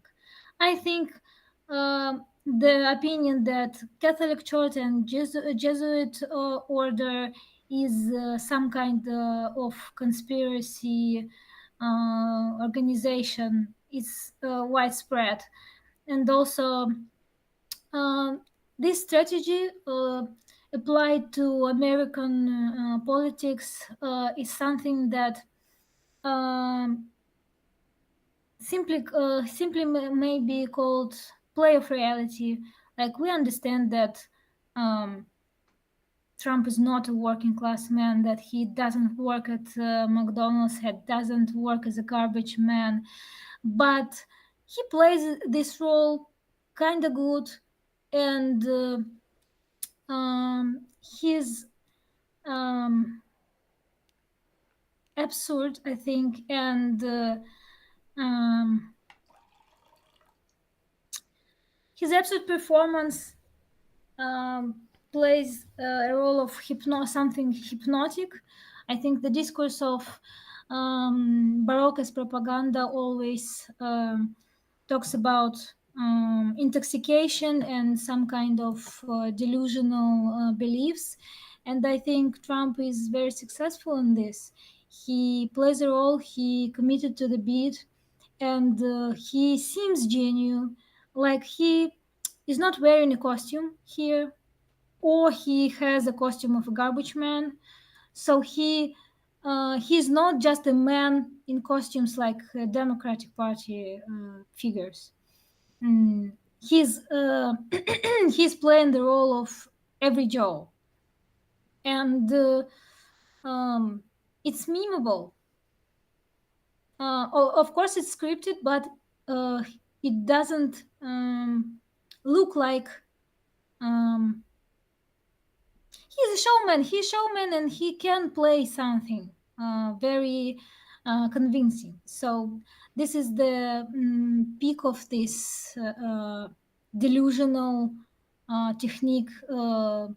Then when we think that Trump is relatable and he's just like me, when he's not.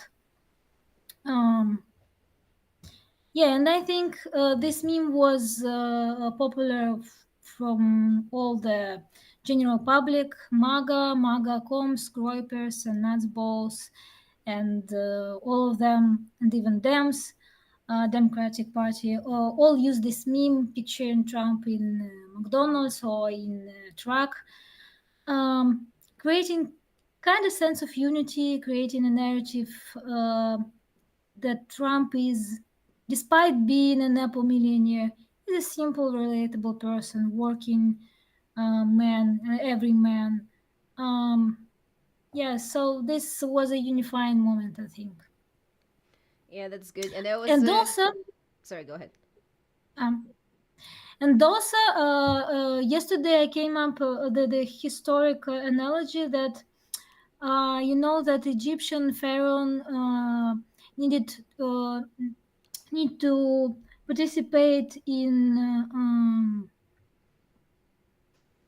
uh, in working in fields, and he needed to take a golden sickle and make the first move. Hmm. It is symbolic, but it is necessary. So we all know it's symbolic, but uh, it was necessary for him to pretend and to hypnotize us Americans that he is one of us, and he is just like us. Yeah. Yeah, that's our analysis of Trump as as like, not like a wrestling man, but he was obviously put here.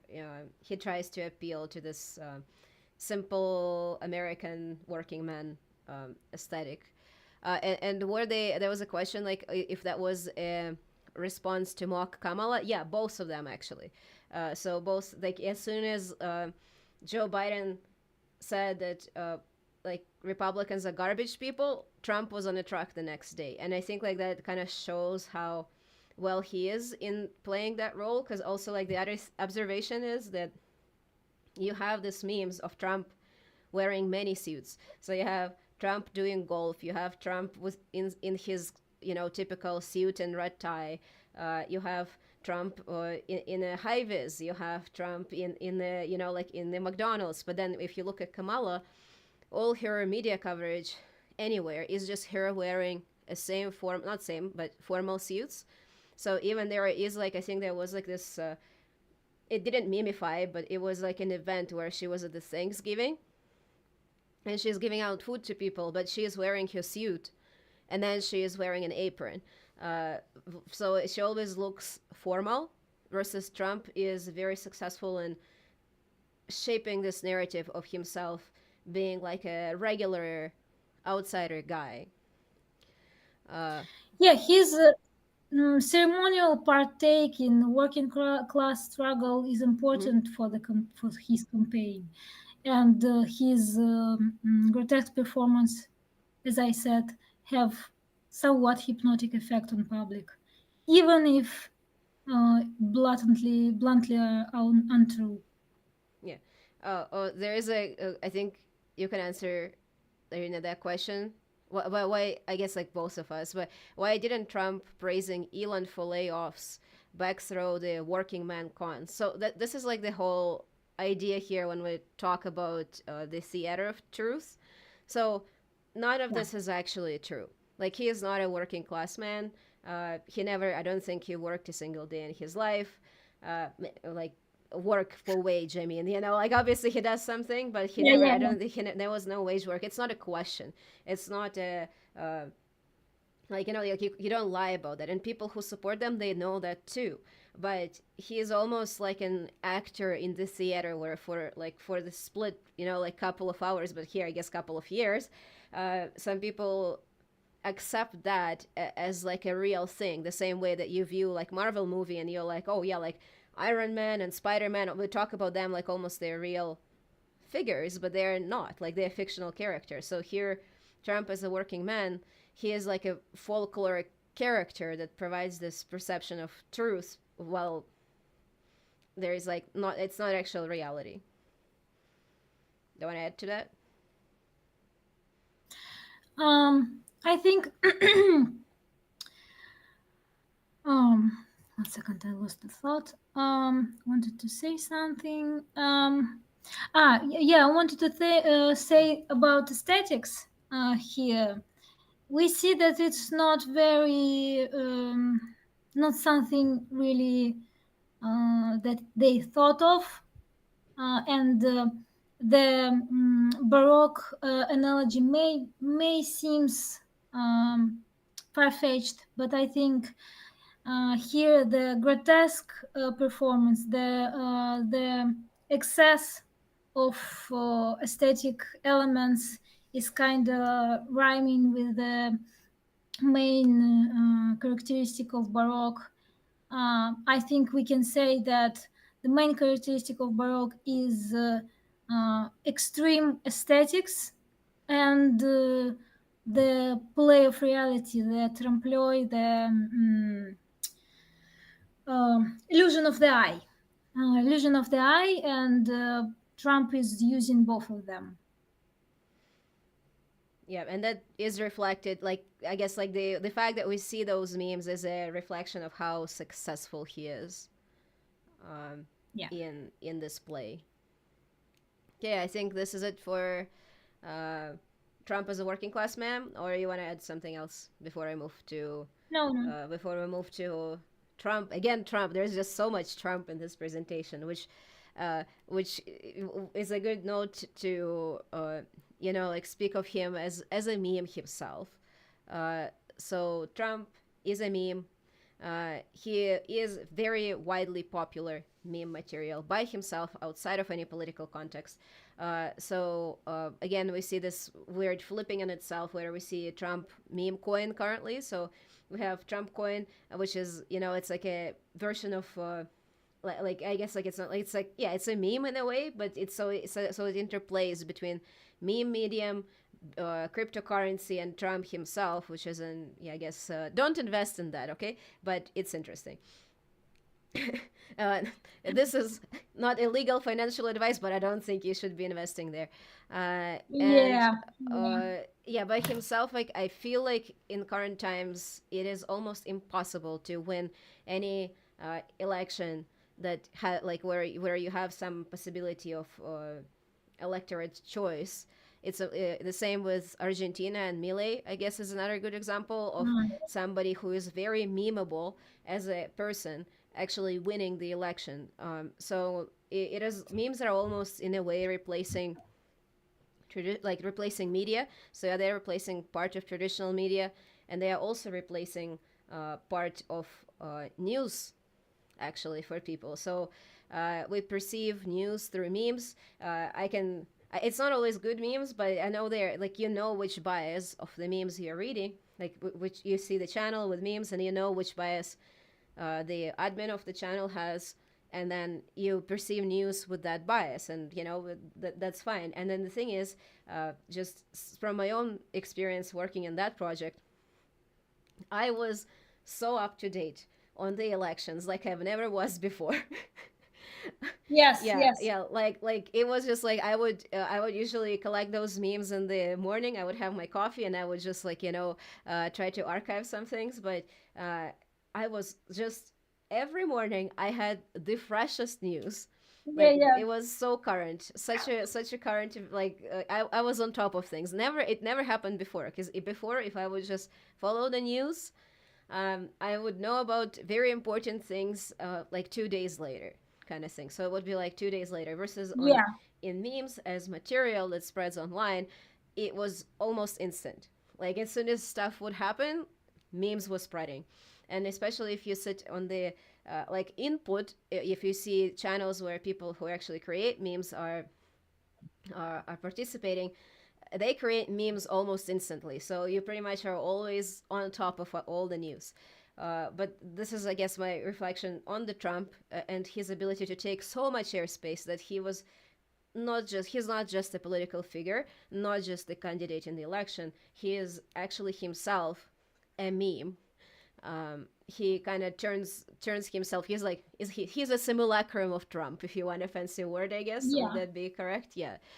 So there Yeah. is Trump and there is simulacrum of Trump that levels on the internet, like that exists on the internet and that we use to create memes.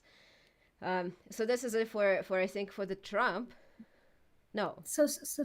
I wanted to say, I looked it up some time ago, but I think for 2023, uh, 40, 48% were not look of Americans were not very interested in news, and um, I think like half of people don't even want to look at news, and I'm in this half of people because it's kind of uncomfortable, and as you said, the memes are getting faster, and this is the acceleration that we talked about. When we can stay on top with memes, but the news are failing to be this fast. Yeah. Yeah, it's Mm. slow and it's kind of less funny. I'm not even sure, like, actually, on that note, I'm not sure I want to go back to news. Like, I obviously don't want to be looking at that much of like Trump material. That's one thing, but just, like the quickness of it and how digestible the news cycle is through memes, it is obviously winning over the general mainstream news. Yeah, and I think it's funny how Trump is a meme outside of this of his political stance. He was his Twitter account is very memeable. He tweeted about Twilight. Maybe you remember for the old ones. He shipped Bella and Edward, and very invested in this. I don't know. It was and the meme with Yakub. I don't know if I don't know the origin of it. The Yakub, the creator of Creator of White White People, yeah, Race. White Race. He's creator of White yeah, Race. Oh, yeah, we talked about it last time that like with your son-in-law that he needs yeah, like a yeah. yeah. He Yeah. he said that he drew up the white Yakub that created black people, and he's based. The, That's what happens when you sorry. have teenager in house. Okay. Yeah, yeah, yeah. uh, yeah. Okay. Then Let's we go have to Peanut. yeah. Let's go to Peanut. You know, F in chat for Peanut. I wrote Yeah, an essay here. I'm gonna read it to you. But yeah, there is a couple of despite like I mean obviously Trump won, but we still have a couple of important things that happened outside of Trump. Um, so we had this situation leading to election where we had two animals uh, that were owned by Mark Logo that became a very catalytic moment for Republican election campaign right before the election. So curious, right? Curious. So the this is my I wrote a big. I was very invested in that one because I felt bad for Peanut, but the thing is where we have so this abduction and euthanasia of animals kind of became everything that Republicans don't like in this mainstream Democrats. So you know, like or libs, or I guess like even woke, you can say, because they call everything woke, and whatever else they don't like. So basically, this death became like a catalyst for everything they didn't like. There were several factors that made this meme so important. That's why I'm spending so much time on it. First of all, it was located in New York, which is a Democratic stronghold, and usually like a beating place for a lot of Republicans that think that, oh, wait, what happened? Oh, XYZ, you're unaware of it. So, yeah, so context. There were two animals that belonged to online celebrity. They had like an online account for those little, you know, like funny animal videos. But the guy didn't have any documents for ownership of this. There was squirrel and raccoon, but squirrel became more important. And then both of them were seized by Department of Conservation and euthanized. So they were like, it's just like, you know, like you have this internet squirrel, which was kind of chubby and um, it was very chubby. It was a cute animal, you know, Cute. it's like, yeah, cute, very typical internet animal stuff, like where people own the semi-wild pets that they should probably uh, not own, like, because they're wild. But the thing is, they're kind of happy, chubby animals anyway. So, and they're famous online. But both of them were seized by Department of Conservation, and both of them were euthanized by Department of Conservation. And basically, the guy who owned them, Mark Logo, was the like online persona who owned them, and he released a video of him crying where he was like, you know, they killed my pets. And he didn't say anything, like he didn't blame it on Democrats or anything. Like he was just like, you know, this is what happened, and like my pets are now dead. You will not see them online. And he was also crying there, so it was very emotional video. But those memes were not present on the left. To be fair, this is very like this is a conservative meme that was super popular at the time that happened, and it was like 2 days before election. And there was a Yeah. large discourse about it on Twitter too. So seemingly unimportant event blows up, right? So this is like what I find very interesting because, uh, you know, there are animals euthanized every day. There are cats and dogs, and are euthanized in most of the shelters in the U.S. every day. None of them become that important, but that squirrel became very important, and the fact that it was such an emotionally charged moment too, because the guy like cried, you know, he was like I mean, like it's the same as somebody would like, you know, if Department of Conservation comes to your house, takes your pet, euthanizes them, and then says like, well, sorry, I euthanized your pet because they bit me or something, or like there was some justification to it. So that was like, you know, very unreasonable moment, but it became important because one, it was in New York, so Democratic stronghold. So Republicans projected this feeling against like big city energy and like city, what do you call it, like LA brain type of liberals onto this case. Second, there was involvement of Department of Conservation. So right away we have this conversation about paperwork and legal documents that led to animals abduction and killing because he didn't have any documents for them, and somebody reported him and animals were seized. So there's frustration with meaningless institution and bloated government that is full of liberal grads or whatever, that they have nothing to do with their life but to eat tax dollars of a working man and then spend it on euthanizing squirrels. So that was part of the narrative that was created in the Republican space. By the way, at no fault of Logo, like his video is very sad, but he doesn't say any of that. Like none of that exists in the video. It's just projection. So there were a supposed claim that animals were abducted due to anonymous complaint online. So basically, somebody reported him having those animals and filming content with them. But again, he doesn't say that it was Democrats, but projection happened that Republicans reflected that on Democrats. And then there was a Twitter discourse surrounding it. And then there were on the weird twist of event, there were liberals that came to the defense of the Department of Conservation and said that, oh yeah, like killing a squirrel was actually fine. What does the top right meme mean? Oh, sorry, it's a brief interlude. Harambe was also kind of influential in the last 2016 election. Like Harambe was Rip Harambe, but he was killed also right before 2016 election for Trump. But it also is like it's ironic. So they say, oh, like anytime you sacrifice an animal, Trump is elected. But it's a reflection between the two. So there were liberals on Twitter that actually came to the defense of Department of Conservation decision to kill the squirrel, despite like any reasonable person would think that like it's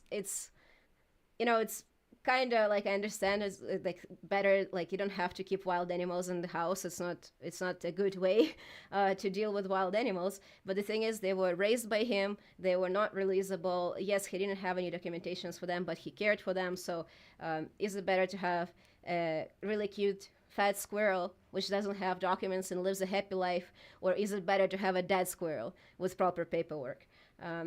So somebody came to the defense of Department of Conservation. There is like the bottom right is where we see Hinkle saying, oh, like there are people dying in Gaza and we're caring about squirrel. But the thing is, like, people care about a lot of things at the same time. So yeah, like the conversation in Gaza doesn't have to come at an expense of people, feeling bad about the deaths of random online animal. Like yeah, like it's just it happens to symbolize all those things for Republicans, where they would say like that case of this squirrel being euthanized is literally everything wrong with Democrats right now.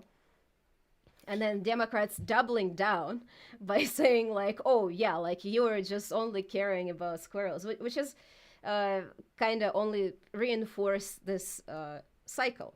But there was like this. Yeah, go ahead, Arina. Yeah, they Democrats showed a lack of empathy and general sense, like um, and right wing here kind of makes sense, like a position like right leaning people are feeling more empathy in this case, because they like animals, and it's strange to praise the killing of a squirrel because of meaningless rules. I think the meaningless rules is the main point here. Mm-hmm. That Democrats uh, don't have any feelings; they just follow the rules, Yeah, like that was the so they thing. can kill. Yeah, Yeah, I think XYZ in chat is right. About like David Gerber and his point that everyone is pro bureaucracy, because this is a case of a yeah, pro bureaucracy bureaucracy. pretty much Yeah, killing a pet. Like bureaucracy, democratic bureaucracy killed a pet here. So like not really democratic, but projected as democratic. yeah, So yeah, like that's an interesting case of right wing actually having a case, I guess. Um, yeah. in Point. here, Some kind of yeah, valid like they have a point. point. Yeah, here saying that yeah, maybe you should not be killing squirrels.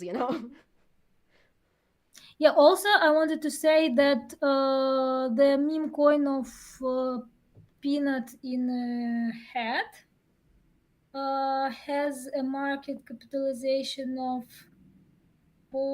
three 300 millions. Yeah, 300 300 millions million. and Yeah. 50 Yeah, so there's a meme for coin of now. 300 million capitalization for peanut. Yeah, XYZ, you're right. They have a point, but they don't have a solution. Yeah, their solution is more bureaucracy Yeah, and, not yeah, kill peoples, but not good. No, exactly, not kill squirrels, but kill not people. kill people. Yeah, yeah, that's the point. Yeah, Yeah, but in this case, that was a frustration that was, and then it was reinforced by Democrats doubling down on this case for like no reason. Nobody asked them. Um, yeah, what do I have? Oh, I have a next one too. So next one is also yeah, interesting, and we talked about it again here. America versus democracy. So, yeah, one of the largest topics of this election cycle, especially on the left, was the fact that they're like none of that makes any sense. None of that works.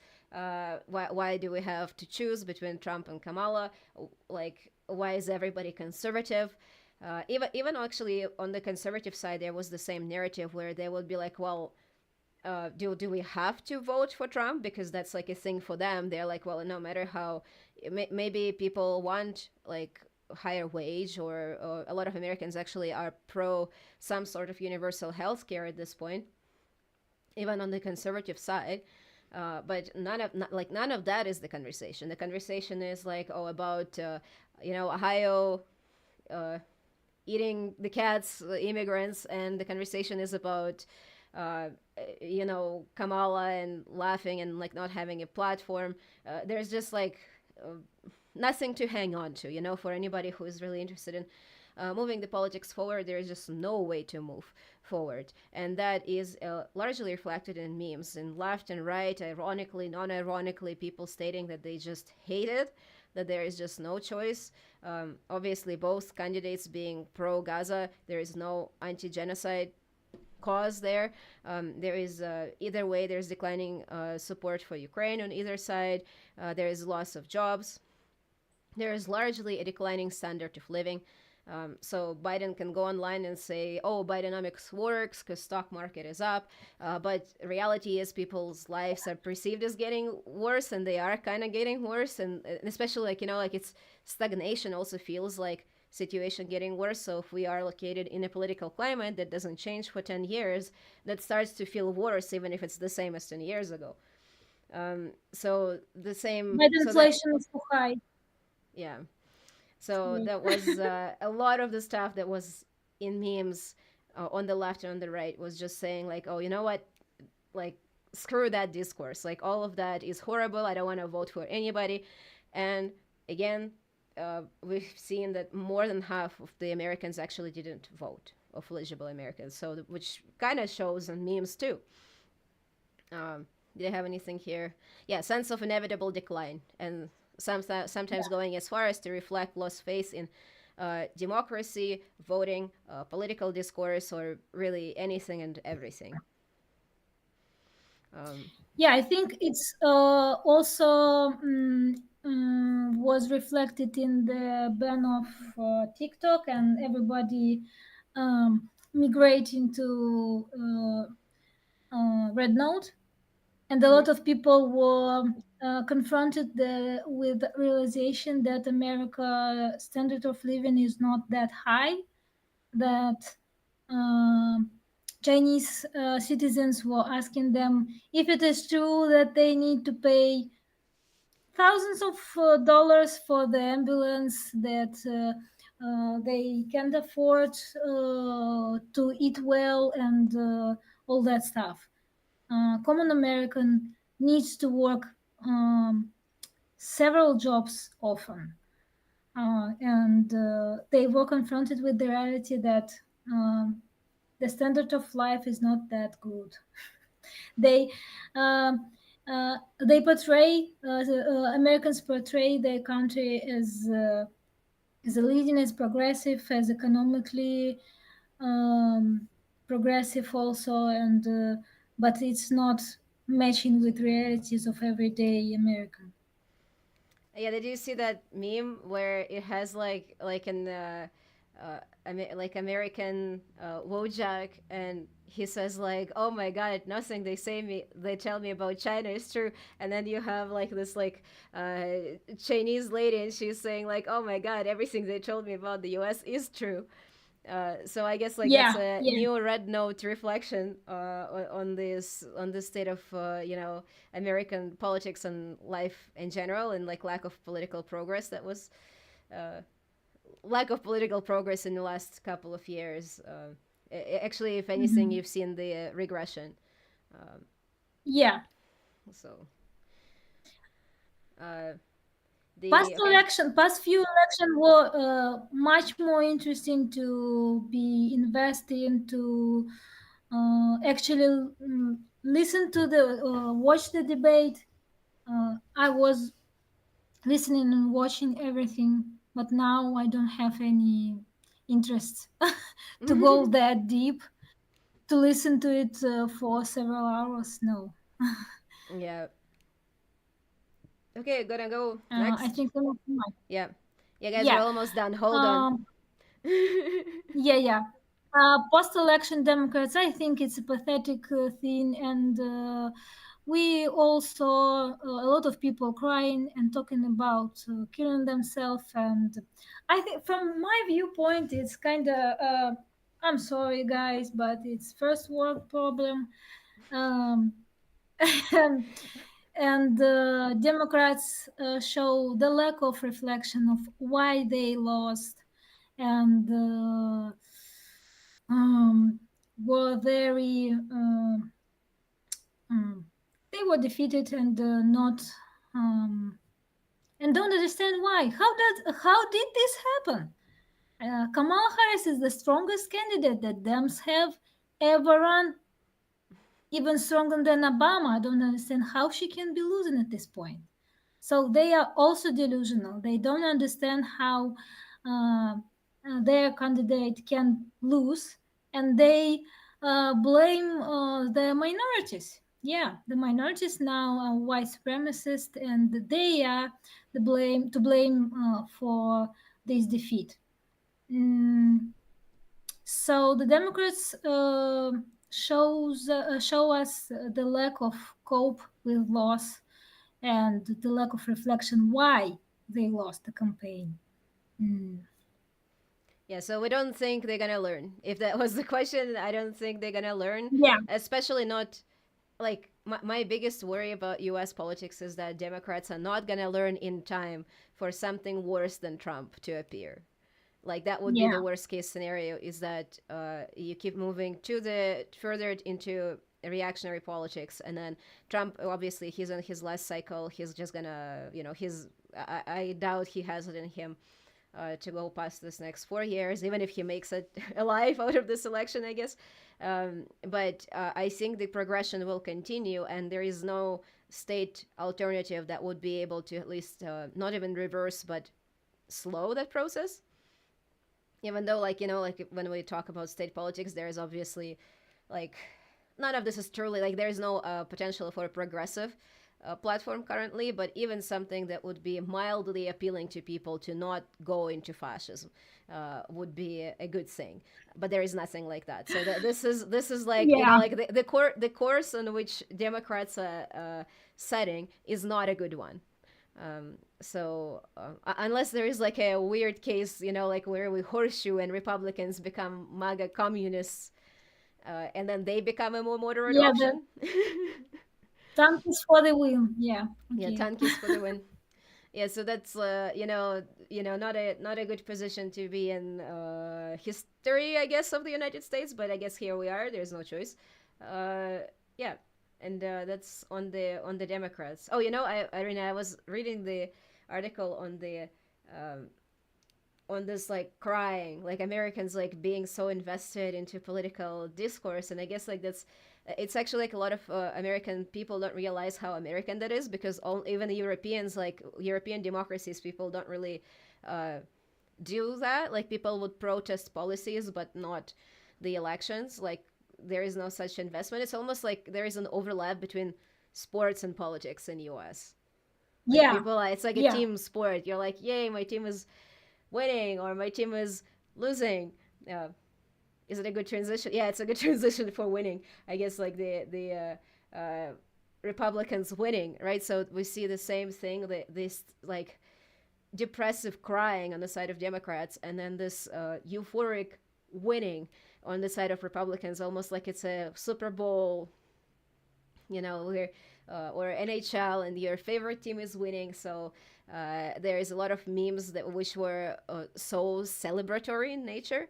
But also, again, here we return to memes as information source and memes as a news source. Um, so this is like those two are a good, like, I guess with Democrats it's more of a reflection on them unable to reflect on their loss, but with Republicans, literally a win. I woke up in the morning, everything, all my social media was plastered with Republican celebratory memes, like they would just, like, oh, make the libs cry, and I'm the winner, you're the loser type of narrative. And again, Yeah. Trump's slogan, never get tired of winning, also captures the same energy.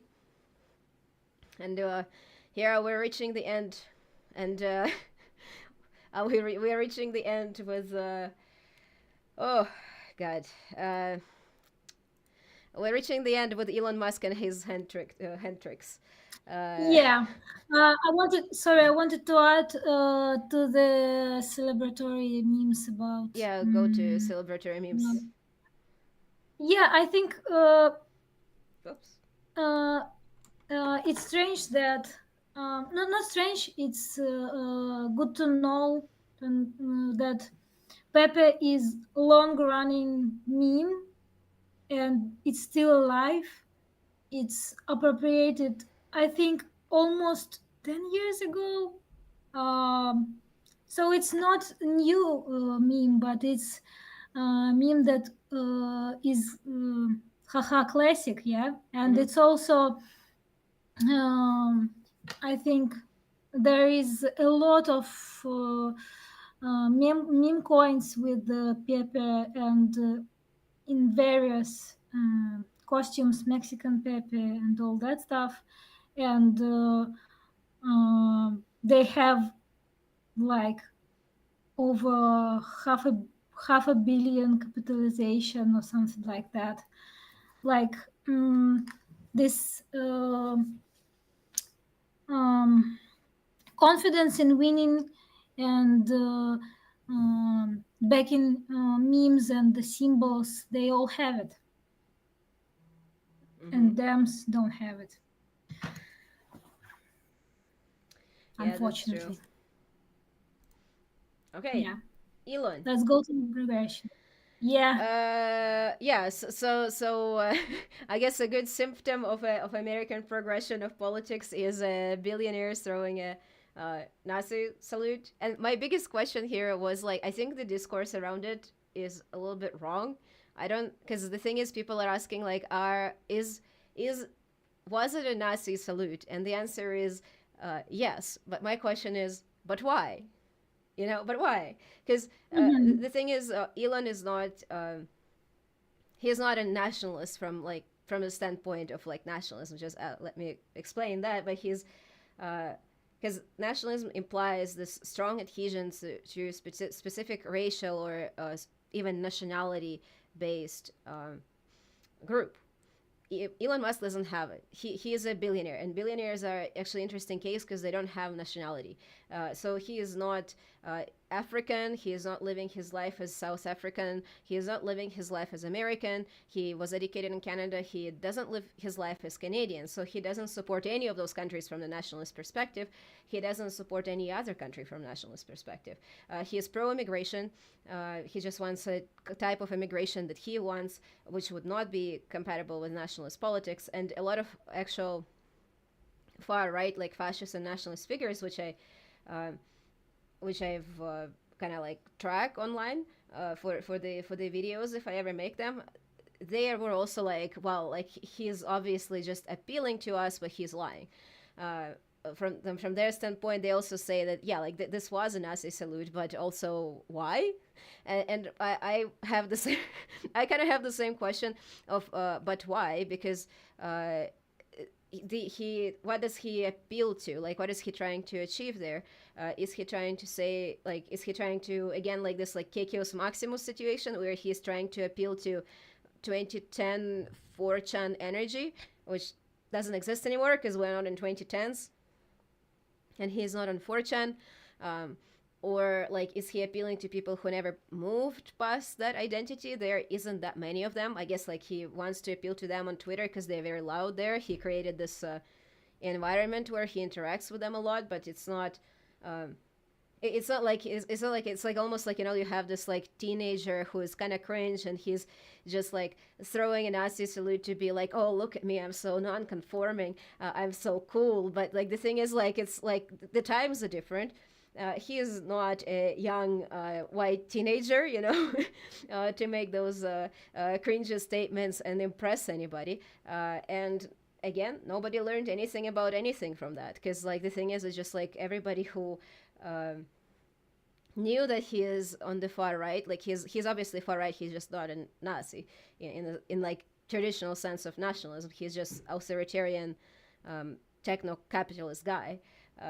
So the point here is like, well, the only thing he showed is obviously that this is the narrative that U.S. establishment is kind of tolerating or submitting to currently. That you have like, instead it's an election day, but you don't talk about neither of the politicians. We all talk about a billionaire guy who went out and made like a weird ass statement with this gesture, which didn't show anybody his position, but showed us the state of the institutions that we're in.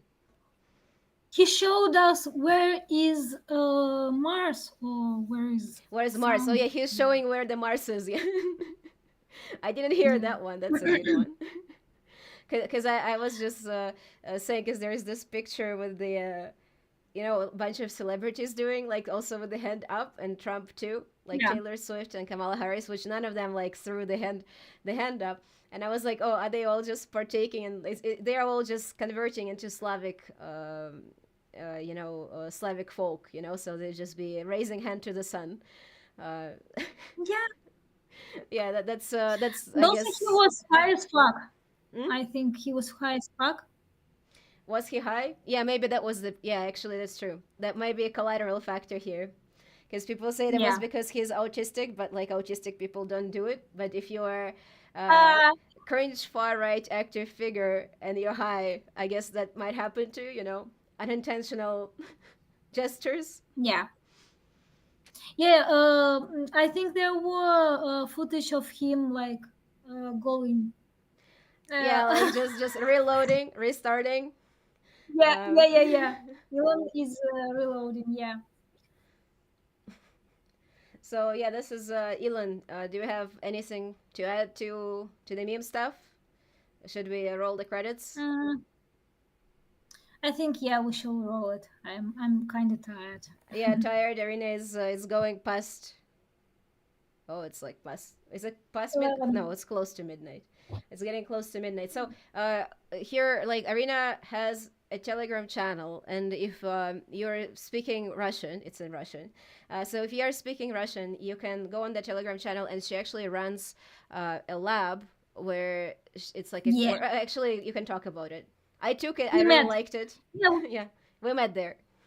Yeah, we met at this lab laboratory of memes, and I post a lot of English memes, and sometimes write in English. But the lab is a research project, and now I am trying to make it more practice orientated. So maybe if you are interested, you can participate. Yeah, so I highly advise it if you're interested in understanding memes a little deeper. It's a good channel to go onto if you're on Telegram. And if you're also speaking Russian, it's a good course to take as well. Okay, anybody in the chat, any questions? Or are we going to call it a day? Uh, I'll we'll have to wait like couple minutes just because I think there is still a delay, but that's the most Hmm. internet I can afford. I'm not buying Starlink, okay? Not after Trump, not after tricks at the Trump inauguration. Yeah.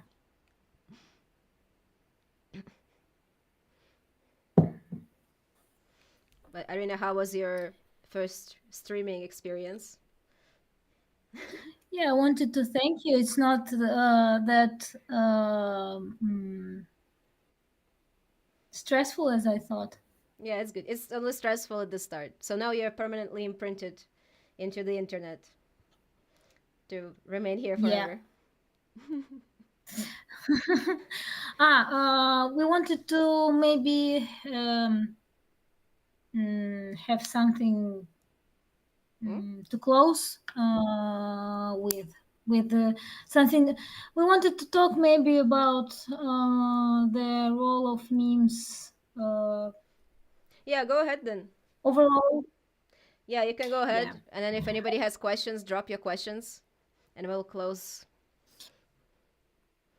Yeah, I think there is a lot of talk about Netflix politics or meme politics, and in past years, it is one of the most popular theme in meme studies.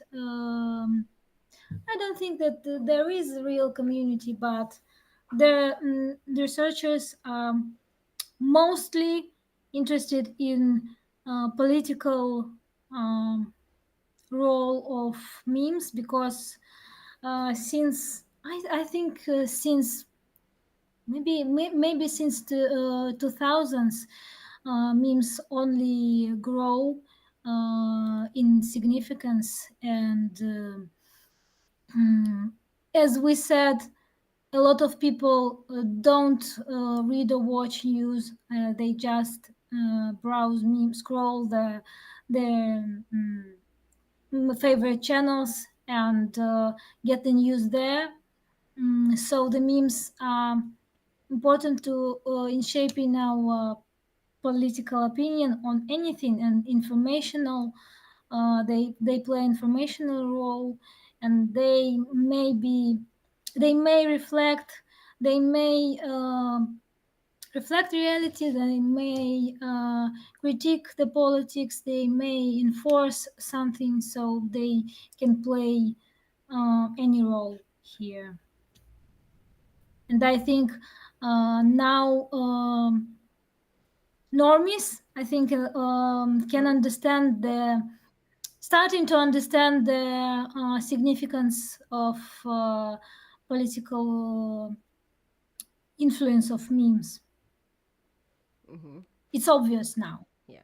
There is a good question of how much do you think the political usage of memes is done, understood, like is intentional or uh, just, or what is just, I was just trying to see which things are working out. I guess the question is like here is from the standpoint of creation of memes. Mm. Mm. Um, I think that a lot of memes are occur naturally, and that is the main point to be successful. The forced meme, uh, I can say never took off, but they not very successful. So a lot of memes mm, either sincere or very passionate meme creators. As we said, right wing is now kind of successful at this, and left and Dems can can meme, and we know it, but not in a They strategic way. can, but they don't. Yeah, that's the thing that happens. Hmm. Yeah. Yeah, so that's Mm. the question. There is another one of, I guess it's more directed towards me. When, how do you think society will move away from the extreme bureaucracy and concentration of power both in government and workplaces. What are the actual and odds and time frame for that? Or basically, how much hope do we have for the society outside of just, or just how we're just saying like that leftist parties are gonna get their act together. Well, I think that like the part of it is that the left center parties are not gonna get their act together unless there is also a progressive movement on the ground. Like historically, that's kind of where it goes. That it first you have like somebody who is more extreme working really actively, and then you have like a subgroup that becomes more mild and actually infiltrates the state. So for some, that's the thing with Democrats. Like that's why I see the problem is because they don't have like they don't want to hang on the ideas which are currently on the left because they're not compatible uh, with their political position. As Democrats still want to continue, want to continue wars. They want to continue to not have health care. They don't want to deal with billionaires, so they don't hang up onto existing um, political ideas on the far left. They want to just grab onto like little pieces of identity politics that exist on the left, and then just bring them to the party, and that kind of doesn't really work anymore. So they whatever worked for them before died, and they are refusing to catch on to anything bigger, and nor like the left due to that like combination of events. Also, the leftist movement, there's no active political left group in US currently. Like there is no like something that we would think about as like, oh, this is a new alternative. So their new alternative is not yet created. But also XYZ, hold on to, hold on for a couple of weeks because it's very similar to the video I'm currently making. So I don't want to you know, reword myself. So I'm currently working on a larger project on current state of the U.S. like left-ish politics, and then I'll do a big deeper dive into that. Mm. I think Americans often portray the situation as apocalyptic, and from both sides. As we said, it is characteristic for right, but Mm. also for the Democratic Party. Like the Biden was the only choice, Kamala is the only choice, and Hillary was they the only choice. Hillary also was the only choice, and they are just placeholders uh, from my stand view. Mm, yeah, yeah. And um, and yeah, that's it. That's it. I'm That's done. it. You're done.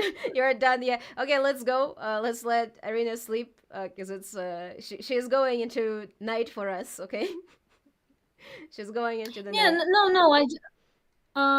I want to listen to the maybe Oh, there isn't. questions There if isn't. we have. There aren't any more questions, so we're good. Yeah, So yeah, don't hang up on me. We'll go offline. But for everybody yeah, else, okay. thank you very much for coming. If you're watching, I'll keep this thing up. If you're watching that later, also thank you for watching. I'll try to keep the chat this time and not nuke all the comments. That would be too sad. So I'll try my best with that.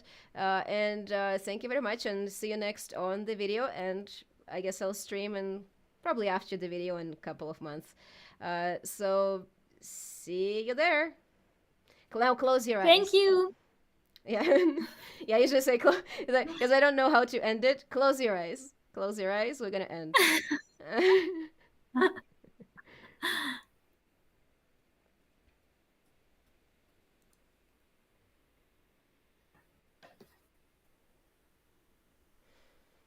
Так, ну окей.